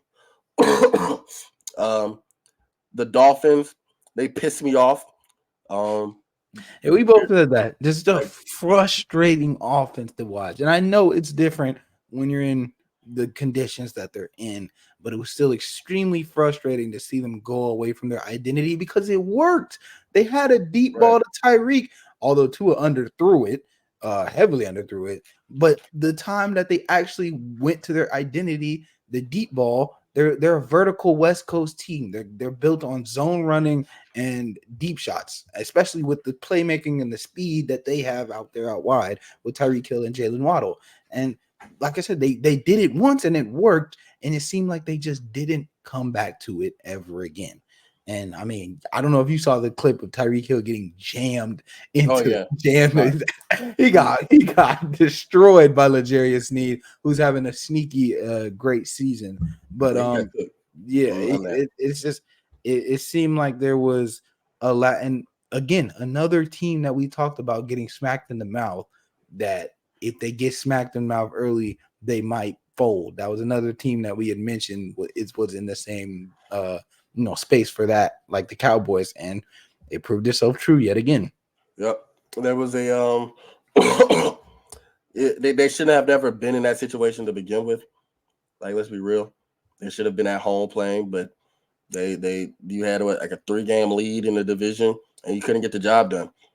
That's a fault to the coaching. That's a fault to Tua. It's everyone. There needs to be a lot of accountability held because you shouldn't have been there. That's the way I look at it. You shouldn't have been there. It should have been at home. It should have been in Hard Rock. Yeah, you should have been at home. You should have been playing the Steelers. Yet you put yourself in this hole, a hole where you only scored 7 points. It wasn't a good game for the Dolphins. And now you're kind of stuck with Tua too. I don't want to say stuck like he's a bad quarterback, but you have to you probably had to roll with him for a couple more years. Yeah, it's extension time for him as well. Yeah, so you're gonna have to roll with him because we've seen the Dolphins in QB hell. And that's not a good team. You got Jalen Waddle, you got Tyreek Hill. You're gonna have to keep it. You want an outside, and like you said, Tua is not a bad quarterback. There's just certain kinks in his game that he will have to overcome, especially the turnovers. He led the league in passing yards. Like he has a lot of positives, but there's just certain negatives that shine so greatly. The lack of arm strength. Yeah. Like I said, that Tyreek Hill deep ball was underthrown. Tyreek had to stop completely and come back to the ball, and Tyreek just made some shake a little bit afterwards. But yeah, the arm strength has always been a problem. He relies on his anticipation. That's one thing I've seen is that he relies on his anticipation a lot. And when things are on schedule, he's one of the best QBs in the league. I can't when things are clicking and they don't get off schedule and they're playing ahead, things of that sort. He's a great quarterback, but when the first read gets taken away and things he has to do scramble and things of that sort, he's not the best a decision maker, and then he doesn't have the arm strength to make up for his lack or to make up for being off schedule. So Right. I think that it's extension time. He's going into this 5th year. They're 100% probably going to pick up his 5th year option, and I think you have to roll. I don't think he's a quarter, like you said, he's not a bad quarterback, and I don't think that they're in a position to win now. And a big thing we were talking about, NFL windows are like this for Super Bowls. And so if you're in a position to win now, you, especially with a position as important as quarterback, you don't want to be rolling the dice on somebody because now you get another quarterback who's, if he's not astronomically better than Tua, then now you're just A, in the same situation, or B, in a worse situation. So I think, like you said, they're gonna have to rock with Tua for a while. They just need to focus on getting the pieces. I know they had a ton of injuries. Bradley Chubb getting hurt near the end of the year. They were all banged up throughout the season. Lost Connor Williams, their starting center, one of the better centers in the league, ACL injury earlier in the year. So they had a ton of injuries, but like you said, they shouldn't have been in this position. Plain and simple. They should have never been in this position. And yeah, your defense might have been really, especially your linebackers, you might have been very thin. But I mean, look, you can. What happened offensively though? Yeah, they only put up 7 points. Exactly. So there needs to, like I said, there needs to be accountability. Okay, we might be thin offensively or defensively, so we're probably not going to get as many stops as we like. So what we're going to have to come out and do, we have to go turn it into a shootout. Like you have an offense that put up 70 earlier in the season, bro. You're supposed to be able to sustain. Exactly. Yeah. You're supposed to be able to put up crazy numbers and to go blow for blow with these teams. At least keep up with the opposing team. Like, exactly. Damn, man, our defense is just lacking today. Damn, we're hurt. Like, damn, we just can't figure it out. Like, I'm gonna pat you on your shoulder pads and say, look, I'm gonna need you to go make something happen. You know what I'm saying? I'm gonna call the plays as best as I can. I'm gonna need y'all to execute though.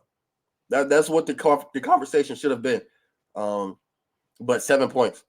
Like, that was just an overall pitiful performance. I think Tyreek Hill finished today with 5 catches, 62 and a touchdown. 62 yards, and 53 of those yards came on that touchdown.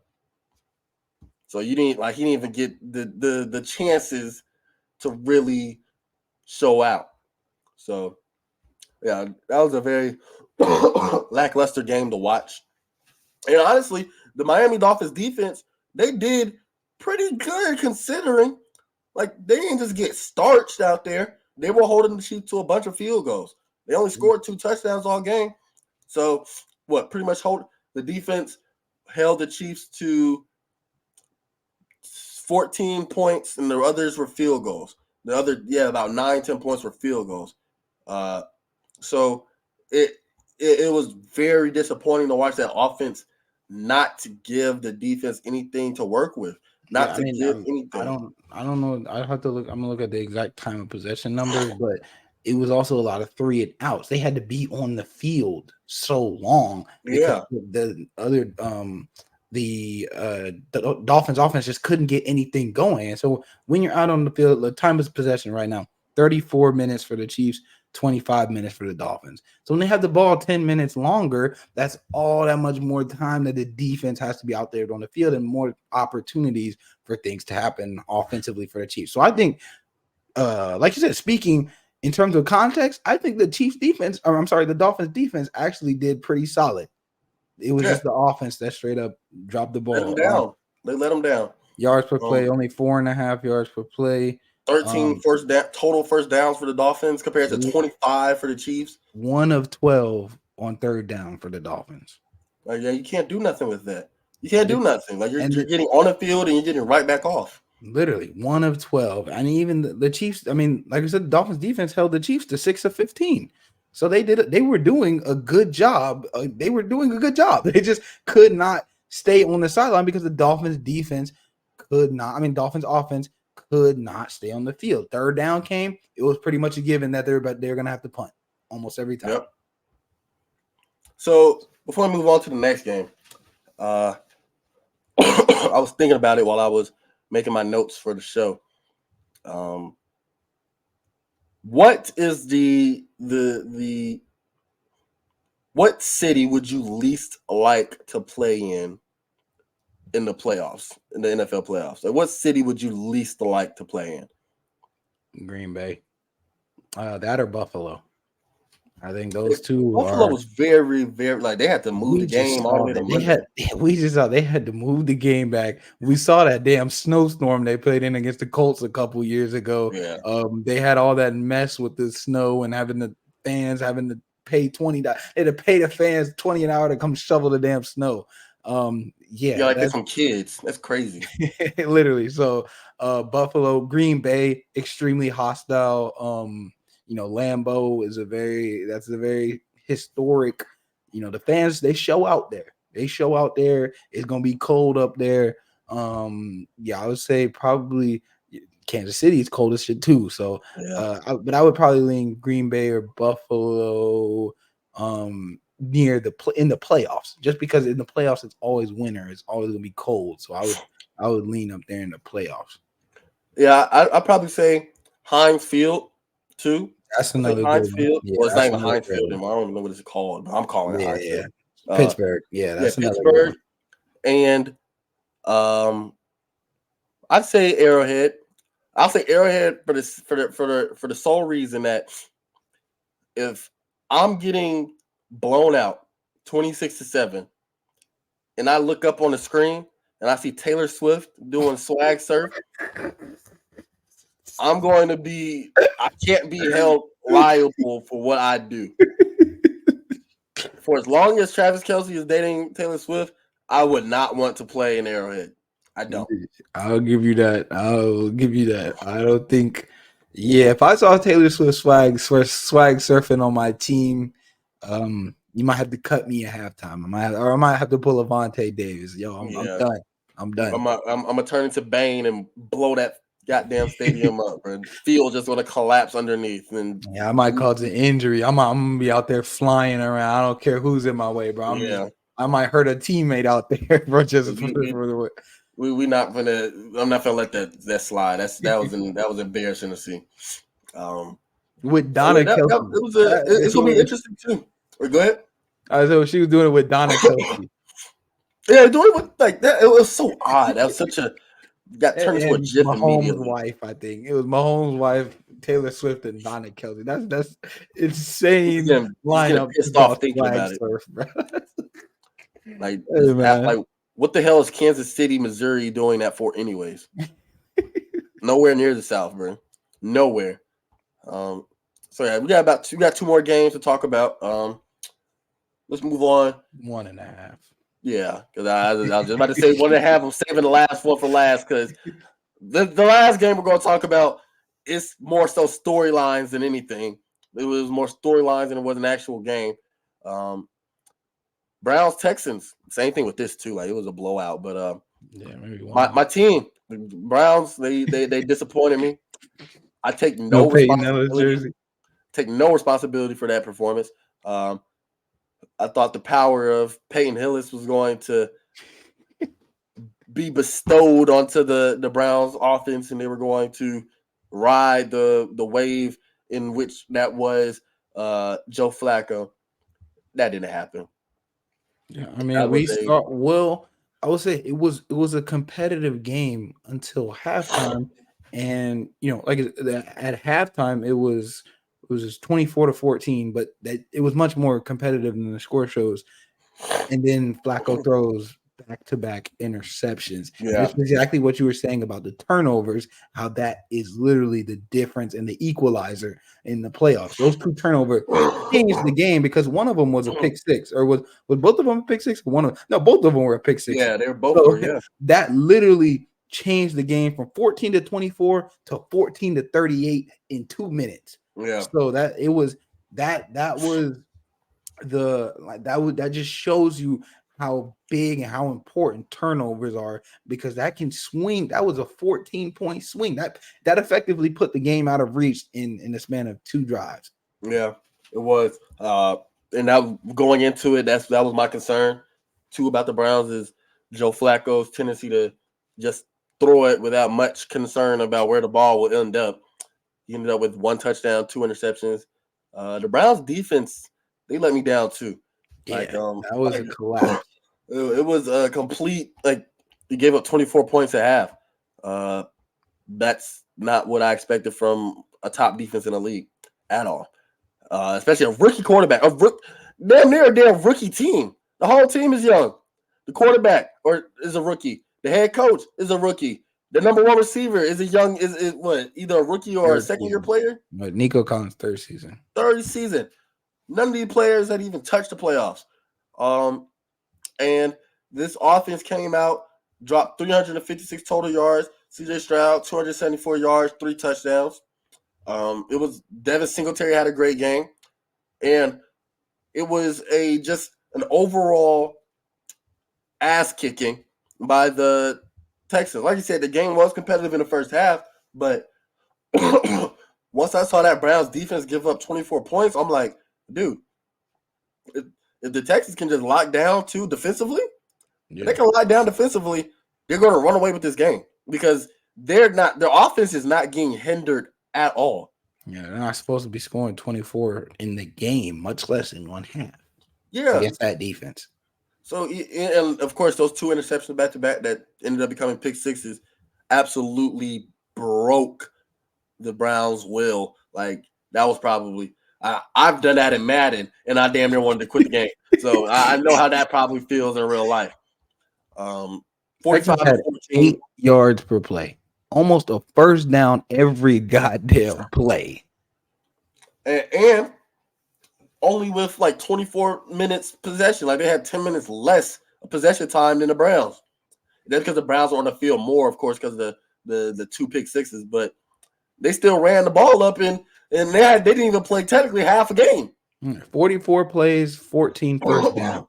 That's a first down every 3 plays. Literally, they had a third of their plays resulted in a first down, and that doesn't even include the touchdowns. So the defensively, the Browns just dropped the ball. It was Myles Garrett, who's might be defensive player of the year, was almost a no-show. It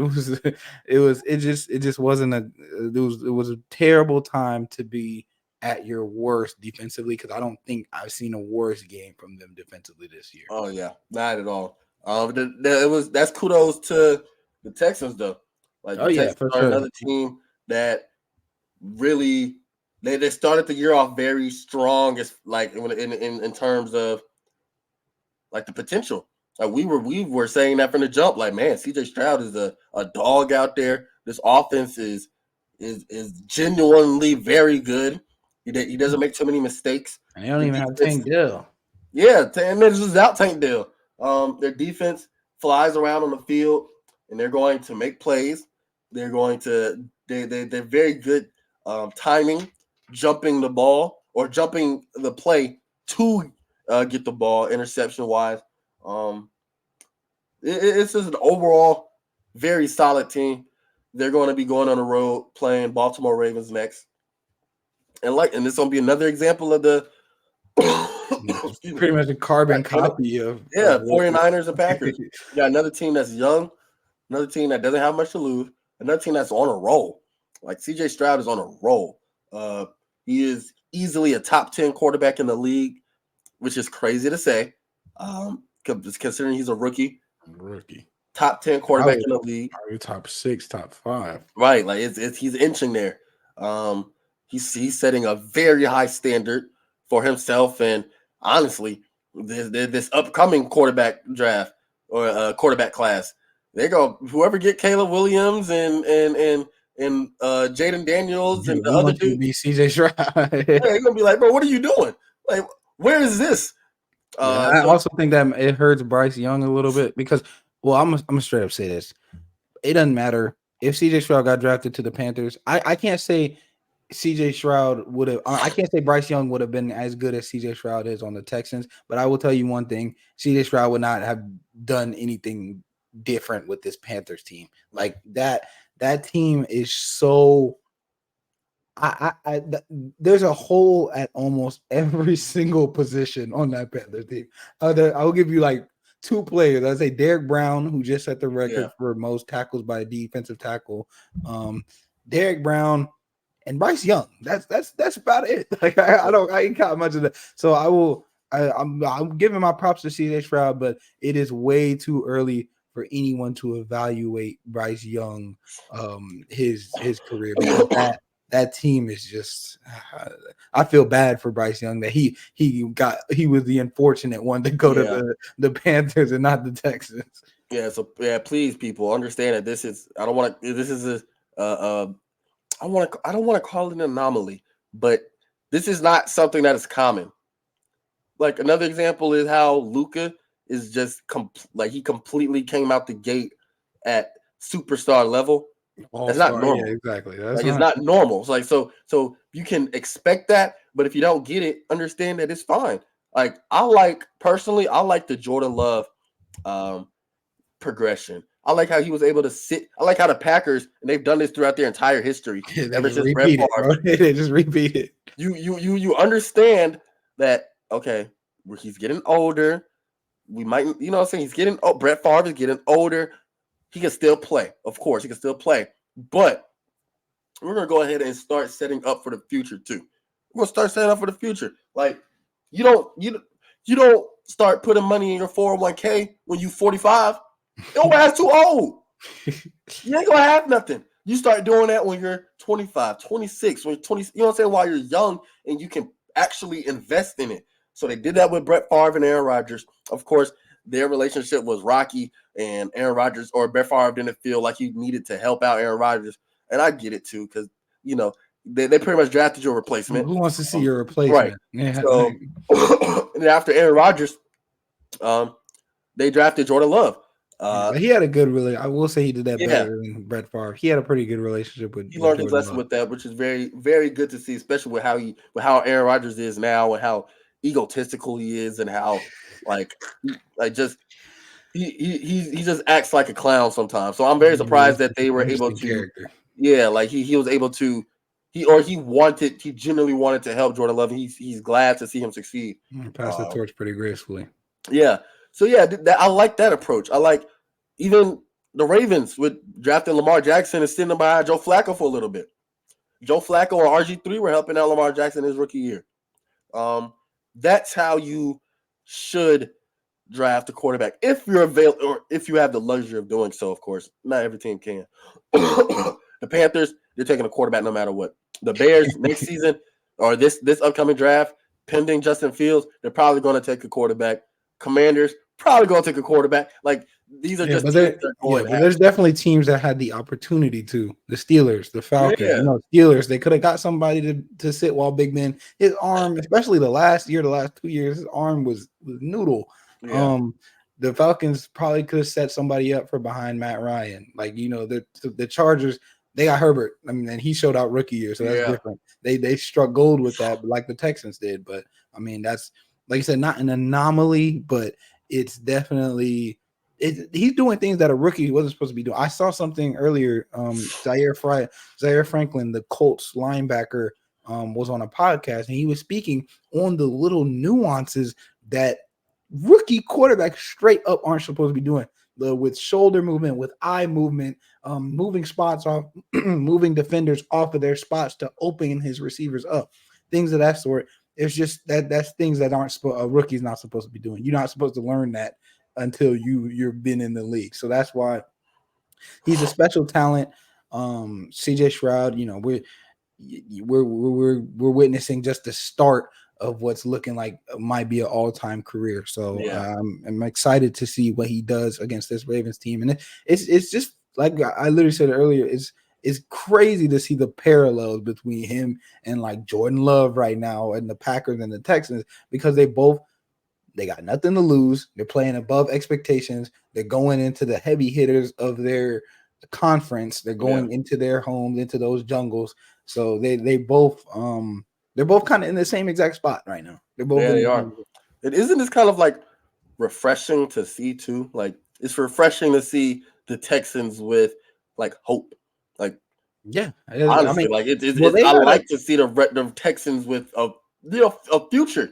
I would say the Texans are they're injured because they're new-ish. Yeah, I mean, they're one of the newer teams in the yeah, league. They're an expansion 2002. team. Yeah, Yeah, and they've had a very interesting progression, because obviously throughout the 2000s to 2010 they were bad, but then in the 2010s they had JJ Watt, D Hop, Deshaun Watson for a while. Like they were up 24-0 on the Chiefs in the playoffs a couple right. years ago. Like they've been an interesting team because they since they've been around, they haven't. I mean, they had Andre Johnson at one point, so Yeah, they're just very good. interesting. They're a very interesting team. Like they're not historically bad, but they've had a little bit of trouble here and there. They're good for stretches and then bad for stretches. So I think it's interesting to finally have some sort of continuity in that team, Yeah, or absolutely. in perceived continuity. Yeah, like I'm enjoying seeing the Texans with um a, a, a, honestly, if I'm being honest, a brighter future than they had with Deshaun Watson. Like long term, and of course, we never know what could have happened with Deshaun Watson if he didn't, if his whole, if he wasn't touching all masseuses and being a goddamn creep, um, and that whole fallout with the Texans. Of course, we don't know, but same thing with the Lions. Seeing the Lions over there out in the NFC doing their thing. Seeing the Packers transition from Aaron Rodgers to Jordan Love I won't say seamlessly, wasn't at all, but smoothly transitioning. Like I'm enjoying it. Now all we're missing is just the Falcons in there somewhere. You know, No, we're I missing do. them. I agree. I love parity. I love seeing, we don't have a team like the Patriots right now. The closest we have is the Chiefs, like as in terms of a dynasty, but Yeah. they don't look like they're not the clear cut favorites like they are every other year. And I do think it's interesting to see. Just good to see for the future of the sport. A lot of young talent coming up. And I mean, there's always going to be young talent, but right Oh now yeah. I think there's to see young talent flourishing as such a in the Early stage in their postseason. life. Yeah. Yeah, and then in the postseason, not having to wait for them to build a team to actually like see the success. So I think it is cool to see for sure. Right, and you brought up the Chiefs, and I just thought about something. Before we go on to the Bills Steelers, um, the Chiefs they had a very up and down, topsy turvy year as well. Like we were talking about them with the receivers, like what's his name, Kadarius Toney making that boneheaded mistake against the Bills. Um, Receivers dropping passes. The Chiefs just didn't look the same. Didn't look like how they looked when they won the Super Bowl last year. Definitely didn't look like how they looked in years previous. But they were able to still win against the Dolphins in very inclement weather. And I like that. It was one of those situations where we understand that we're not the same team. We're not the same team that we were last year or years prior. We know that. But we still know how to win games. Yeah, they're Now, kind of the opposite of the Eagles. yeah, and that's what's very disappointing about the Eagles, because it's like, okay, we might have had our struggles in the season. And that's cool. We understand that. But we're in the playoffs for a reason. We're still a good team. We need to just get the job done. At the end of the day, when you go to work, you're getting paid to do this. You're getting paid to do whatever it is that you're doing. If you're a quarterback, you're getting paid to make the throws, read the defense, win games. If you're the running back, You're getting paid to run the ball, get first downs, munch up the field. You know what I'm saying? Wear on the defense. You're getting paid to do this.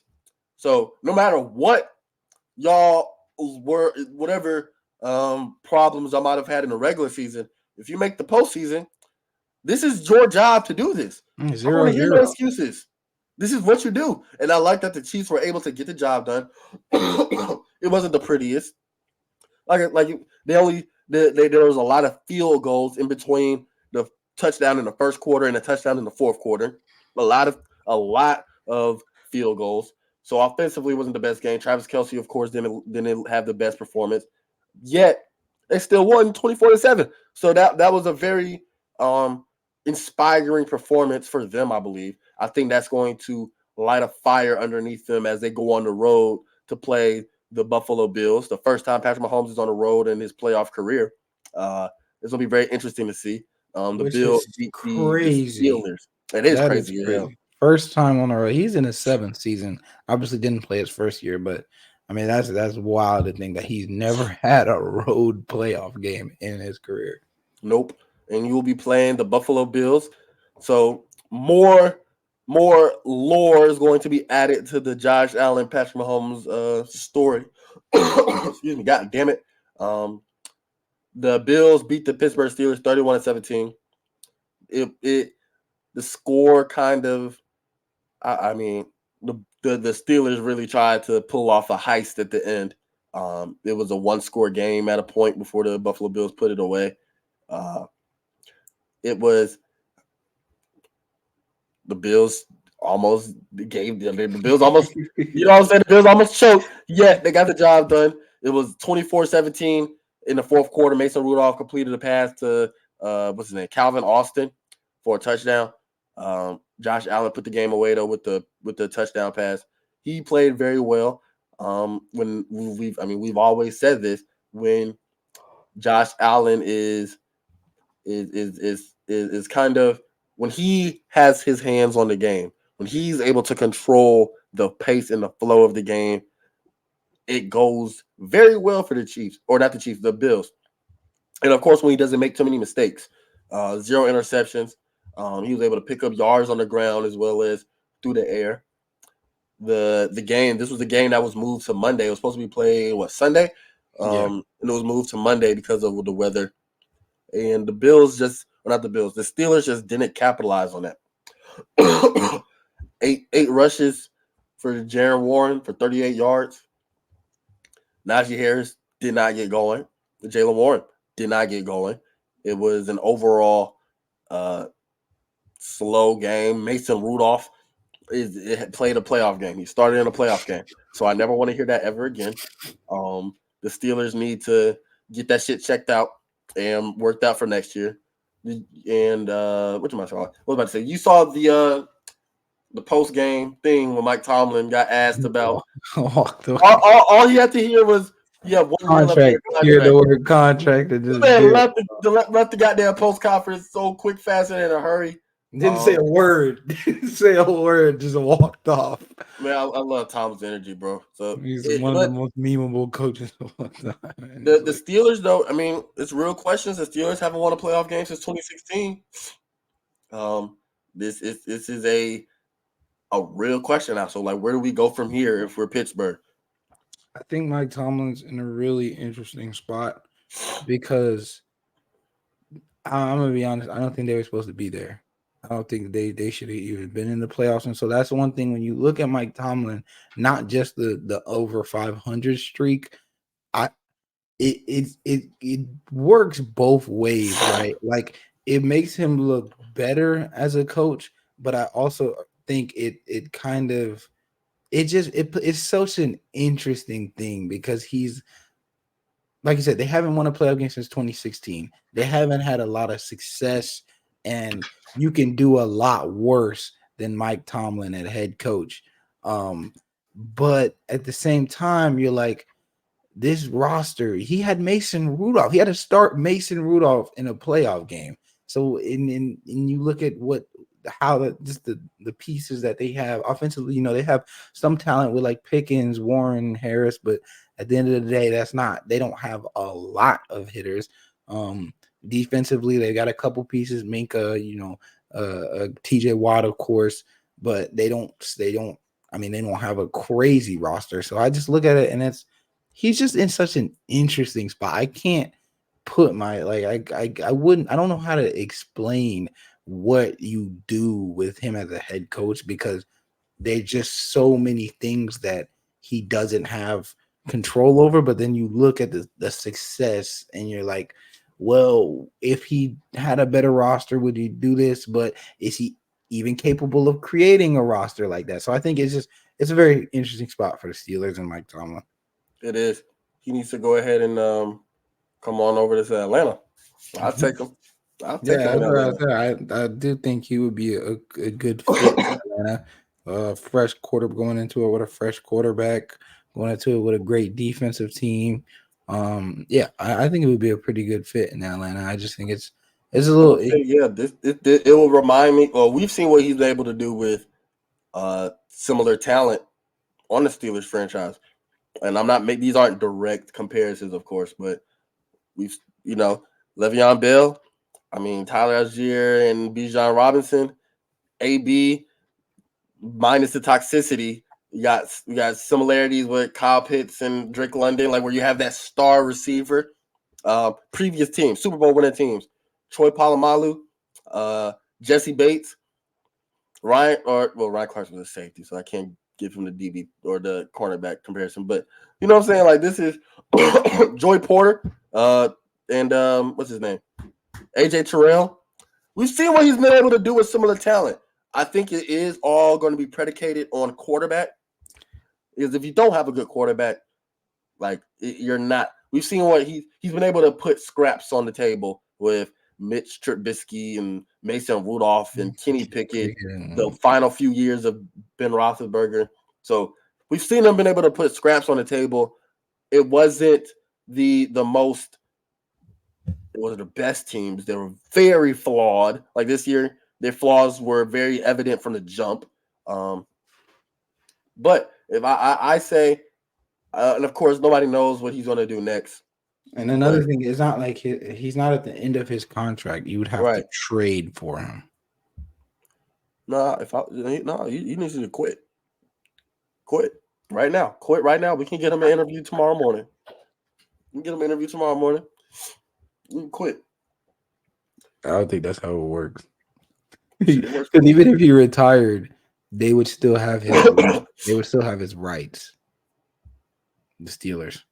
No, he needs to call. Look, he needs to just call me. And I say, hey, you know what I'm saying? I can handle me out of here. We can handle this. I'll talk to a couple of lawyers and see if we can get him out of some contracts. I could coach you to some L's next year, and you see if you want to get rid of me. That's what I'm saying. Yeah, look, I'm telling you, if you bring me back to this team, I'm throwing. So that's what I'm saying. Just off jump. If I'm here next year, if you don't buy me out, or if you don't fire me or release me or whatever you got to do, I'm throwing the season straight up. Just put it on the table like that. Just, you know what I'm saying? Just show them your cards. So, okay, you think I'm bluffing? Try me. So yeah, that was wild card weekend, super wild card weekend. Excuse me, I'm so sorry. Super wild card weekend. Can't mess up the NFL marketing. That's we're gonna be going into next week. We talked about the matchups. Ravens versus Texans, Bills versus Chiefs. Chiefs will be playing on the road. First time in Patrick Mahomes' career. 49ers versus Packers. And the Lions will be hosting the Tampa Bay Buccaneers. I think the closest out of all those games will probably be Tampa Bay and Detroit. Tampa Bay proved that they can chew up a pretty weak secondary. If Baker Mayfield doesn't make mistakes, I think that it will be a very close game. The Buccaneers defense proved they have the number one, or not. If it's not the number one, it's the top rushing defense in the league. So they're not going to just let David Montgomery and Jahmyr Gibbs run all over them. So I think the game might be decided in the hands of Jared Goff. And if that's the case, it's going to be interesting to see. So I think that's going to be probably the most competitive out of all of them. That's the yeah, I would say that's the least predictable for me. I Yeah, have no idea. Like I mean, I'll don't. make a prediction, but I don't know. That game can go so many different directions. Like I have no idea what direction that game is even gonna go in. So I'd say, yeah, I'll make a pick on our next episode. But it's a very that's gonna be an interesting one. It is. So yeah, next episode we'll give our predictions. We'll break down the matchups a little bit more, a little bit further, as well as talk about some off season moves. Before we get off, we all know, or if you don't know, I'll explain. But we all know the term Linsanity. It was coined back in like 2012 when Jeremy Lin was on New York Knicks and he was just going crazy, dropping 30 and putting literally sending the entire Waving off basketball Kobe. world in a frenzy. Um, No, I'm sorry, that's a little bit later, but dropping game winners and against the Rockets and such. It was a very crazy time. It was like a 10-game stretch or something like that. So Lin, that's Lin Sanity, named after Jeremy Lin when what he was doing with the New York Knicks. So I wanted to ask, who in the NFL season had the best Linsanity run? Who had the best short-term success, the best one-hit wonder, whatever you want to call them? Who had the best short-term success in the NFL this season? yeah, there was a lot. There was a lot of quick. I would say that there was a couple that stand out for me.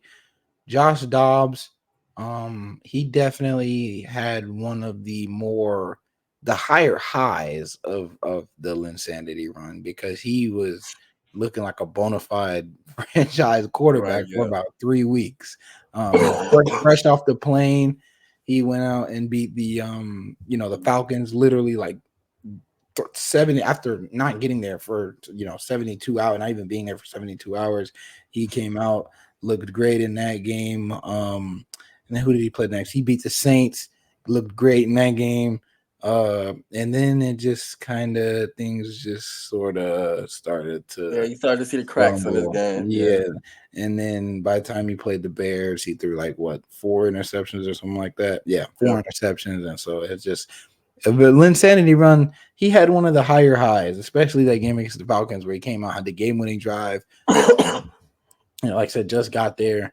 Joe Flacco, we all know he came in off the couch late in the season, just picked up some pads and said, "Hey, I can sling it. I can sling it for y'all since y'all got nobody else." And Man, you just need to get out the house for a little bit. got some fresh air, got some exercise. So he had one of the more interesting ones. There was somebody else. I can't think of exactly who it was, but I would say Josh Dobbs for me, just because he was a little bit more unexpected. I mean, I don't not expected Flacco, but I think it was more like what when you think of Linsanity itself, it was more like this random Asian dude from Harvard that came out and balled out. So I would say kind of more Josh Dobbs, an actual aerospace engineer coming out and Right. balling out. Yeah, so I would say Josh Dobbs, me personally.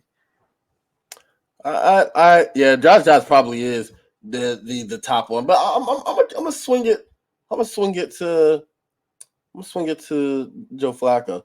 I mean, he's the reason why I picked the Browns to goddamn beat the Texans, move on to the next round, wore the jersey and everything. I had a nice. I don't know why I have so much Cleveland Browns merch. Like I don't know. Like one of them was I had a nice Cleveland Browns hoodie that I got from.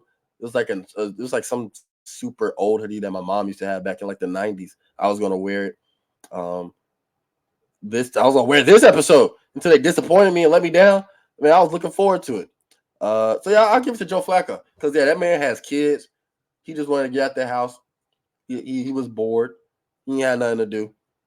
He came out and was literally giving the Browns hope that their season was going to continue on.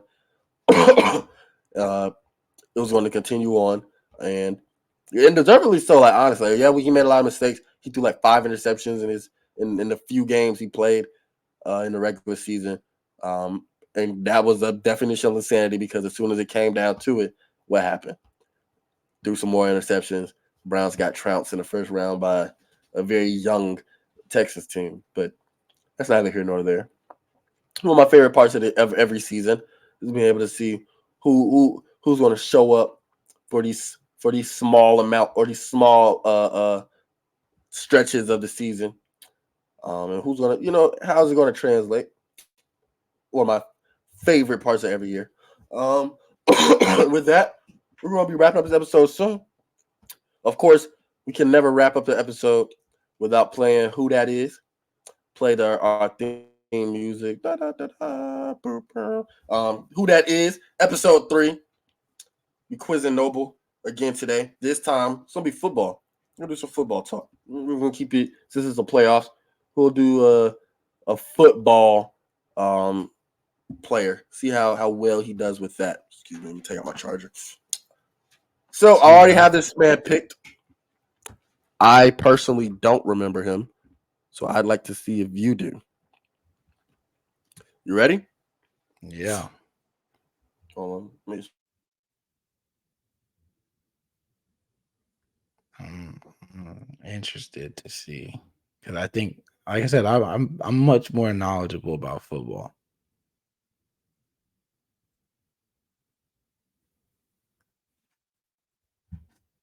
You see it? Now I am. I knew it was going to happen. You hear me? Yeah. Okay. I plugged in my Ethernet cable again because my computer was going to die. Pierre Thomas.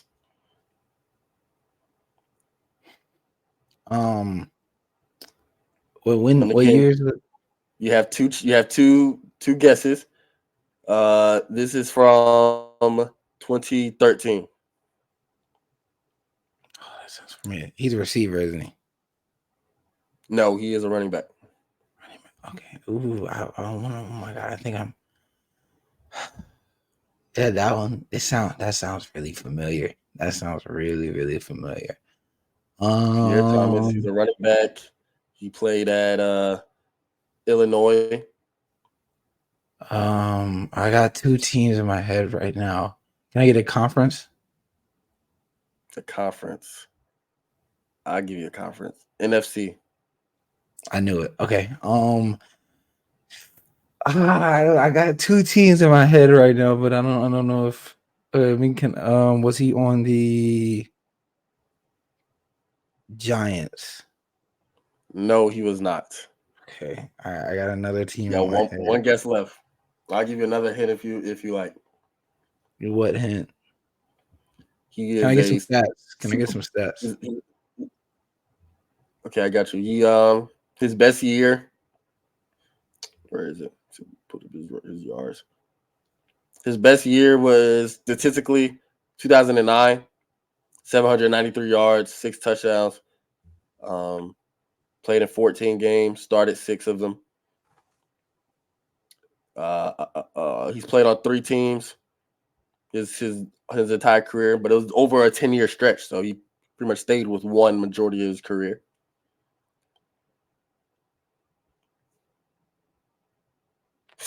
I had this other team in my head. I really let me just kind of think of the NFC teams in my head. Cause there's certain teams that I'm pretty confident that he wasn't on. But if we're in the NFC, there's nobody. He finished his career with 3,809 rushing yards, 28 touchdowns. So pretty much a number 2 running back most of his career. All right. Guess I'm gonna go with the other team that was in my head. The Bucks. Tampa Bay Buccaneers? Yes. Unfortunately, I was wrong. You got close though. You got close with both of them. You got close. All right. Yeah, another L. Another L. Let me see. It was let me look them up Pierre myself. Thomas. Oh, Saints. Yep, played for the Saints. He played for the 49ers. He played for the then Redskins. 8 years for the Saints. He won a Super Bowl with the Saints. So I was going to give you that hint, but After you asked for his stats and I gave you his best year was when they won the Super Bowl, I said, "Nah, I can't do it. I can't tell you." Now that I see him in the jersey, I can. I the thing about like the Bucks and specifically, I was picturing that font number. I could see the number of the font of the jersey, and that's how I kind of saw the Bucks. But both, dang, I got the damn conference, the damn division twice. Yeah, you got both of them right on the divisions. So We yeah, can we get our highlight of the day? that's what I'm looking for. I'm looking for a highlight. Yeah, all they got is let me look up his highlight from the Super Bowl. Super Bowl 44 against the Indianapolis Colts. It's very so long ago. Yeah. All right, here we go. Before we wrap up this episode, you're 0-3 now. It's I gonna thought I change. thought I thought the NFL was your thing. It is next. Next episode. I got it 100%. Guarantee. I'm gonna put if next NFL player. I am guaranteed to get. To Thomas. Oh, he stayed on his feet. Still standing. Look at Pierre Thomas. Jesus. He broke That was away. a I would big remember him. He Good played in my session. division. Kelvin Hayden. He's reliable, and I don't remember him. I'm sure Ronald out there, he probably remember. Finds a time. And that's over to Pierre Thomas. Let me see his Super Bowl stats, man. Let me look Half at- already we've seen New Oh, he's Orleans gonna get press that. Hold on.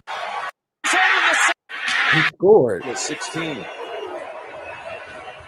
Here we go. So you're shooting back too. Thomas inside the 10. Thomas reading at the 5, and he's heading the center. Hey! Yep, Teddy. That was after the onside kick too. Yeah, I do not remember that. Excuse me. So that was a nice little callback. This is I didn't know he really played. this is really random, but I was looking at the 09 Saints. I didn't realize Dennis Allen was actually the DB coach on that Lord. team. That's crazy. Yeah, they gonna take his ring away. Don't worry. Don't take his ring. Well, I don't know, man. You letting me down right now. You 0-3. Listen, You clearly you don't know now the bring it a 49ers little bit. rosters. Yeah, the 2015 49ers. Yeah, no, I don't know. They need. Clearly, I can give you don't know. 2017. I can give you the one the where did we finish that year? I think it was like 6. I can give you 27. Hey, give me a little bit. How about next? If you give me 2017 and up, Okay. I guarantee you, especially NFL, NBA, I should be good 2017 because, like I said, the when I started seriously watching it was about 2016, Okay. 2017. I'll give you one next time. I'll be in that range for football, basketball, whatever. I for sure. If you do 2017 and up for football, I will 100% get it. I'm bet money. I'm gonna hold you to it. You're gonna go 0-4. You're embarrassing yourself on this channel. The run starts now. The run starts next episode. I don't know. We'll see. But with that, we're gonna be wrapping up this episode. Thank y'all for watching. Thank y'all for tapping in. We will be back in a few days to discuss the upcoming divisional round games in both the AFC and the NFC. Talk about some off-season chatter around the league and whatever else happens in the days leading up. Are we gonna preview UFC 297? Oh yeah, that's also coming up this Saturday. Sean Strickland versus Dricus Duplessis. So I'm gonna be doing a lot of research for that fight, watching back a lot of old fights for both of them. That whole card in general. So yeah, we're back to UFC pay-per-views. The last week it was a fight night. It was Magomed Ankalaev versus Johnny Walker. Magomed ended up winning by knockout. That was pretty predictable. Did you see the 300 announcement? Yeah, I saw that with Dustin Poirier versus Max Holloway for the BMF belt, as well as Jim Miller versus Bobby Green. That's one I'm super excited. I'm probably more excited for that. Seeing Jim Miller. Jim Miller just picked up a win on Fight Night by knockout in the 3rd round. I think he's had like 40 plus fights in the UFC, not professionally, but in the UFC alone. So he is the who do I want to call him? Like he's like the Kimbe Mutombo, where he's just still kicking at all ages. He's seen all type of fighters, all generations. I'm very excited for USC for all of these cards coming up. UFC 300 is lacking that super big marquee matchup yet. It's still lacking that yet. I'm still excited for these upcoming cards, these next 3-4 cards coming up. So yeah, next episode we'll definitely talk about that UFC. And with that, this has been Hear Me Roar. Check out our previous episodes. Check us out in a few days. We will catch y'all in the next episode.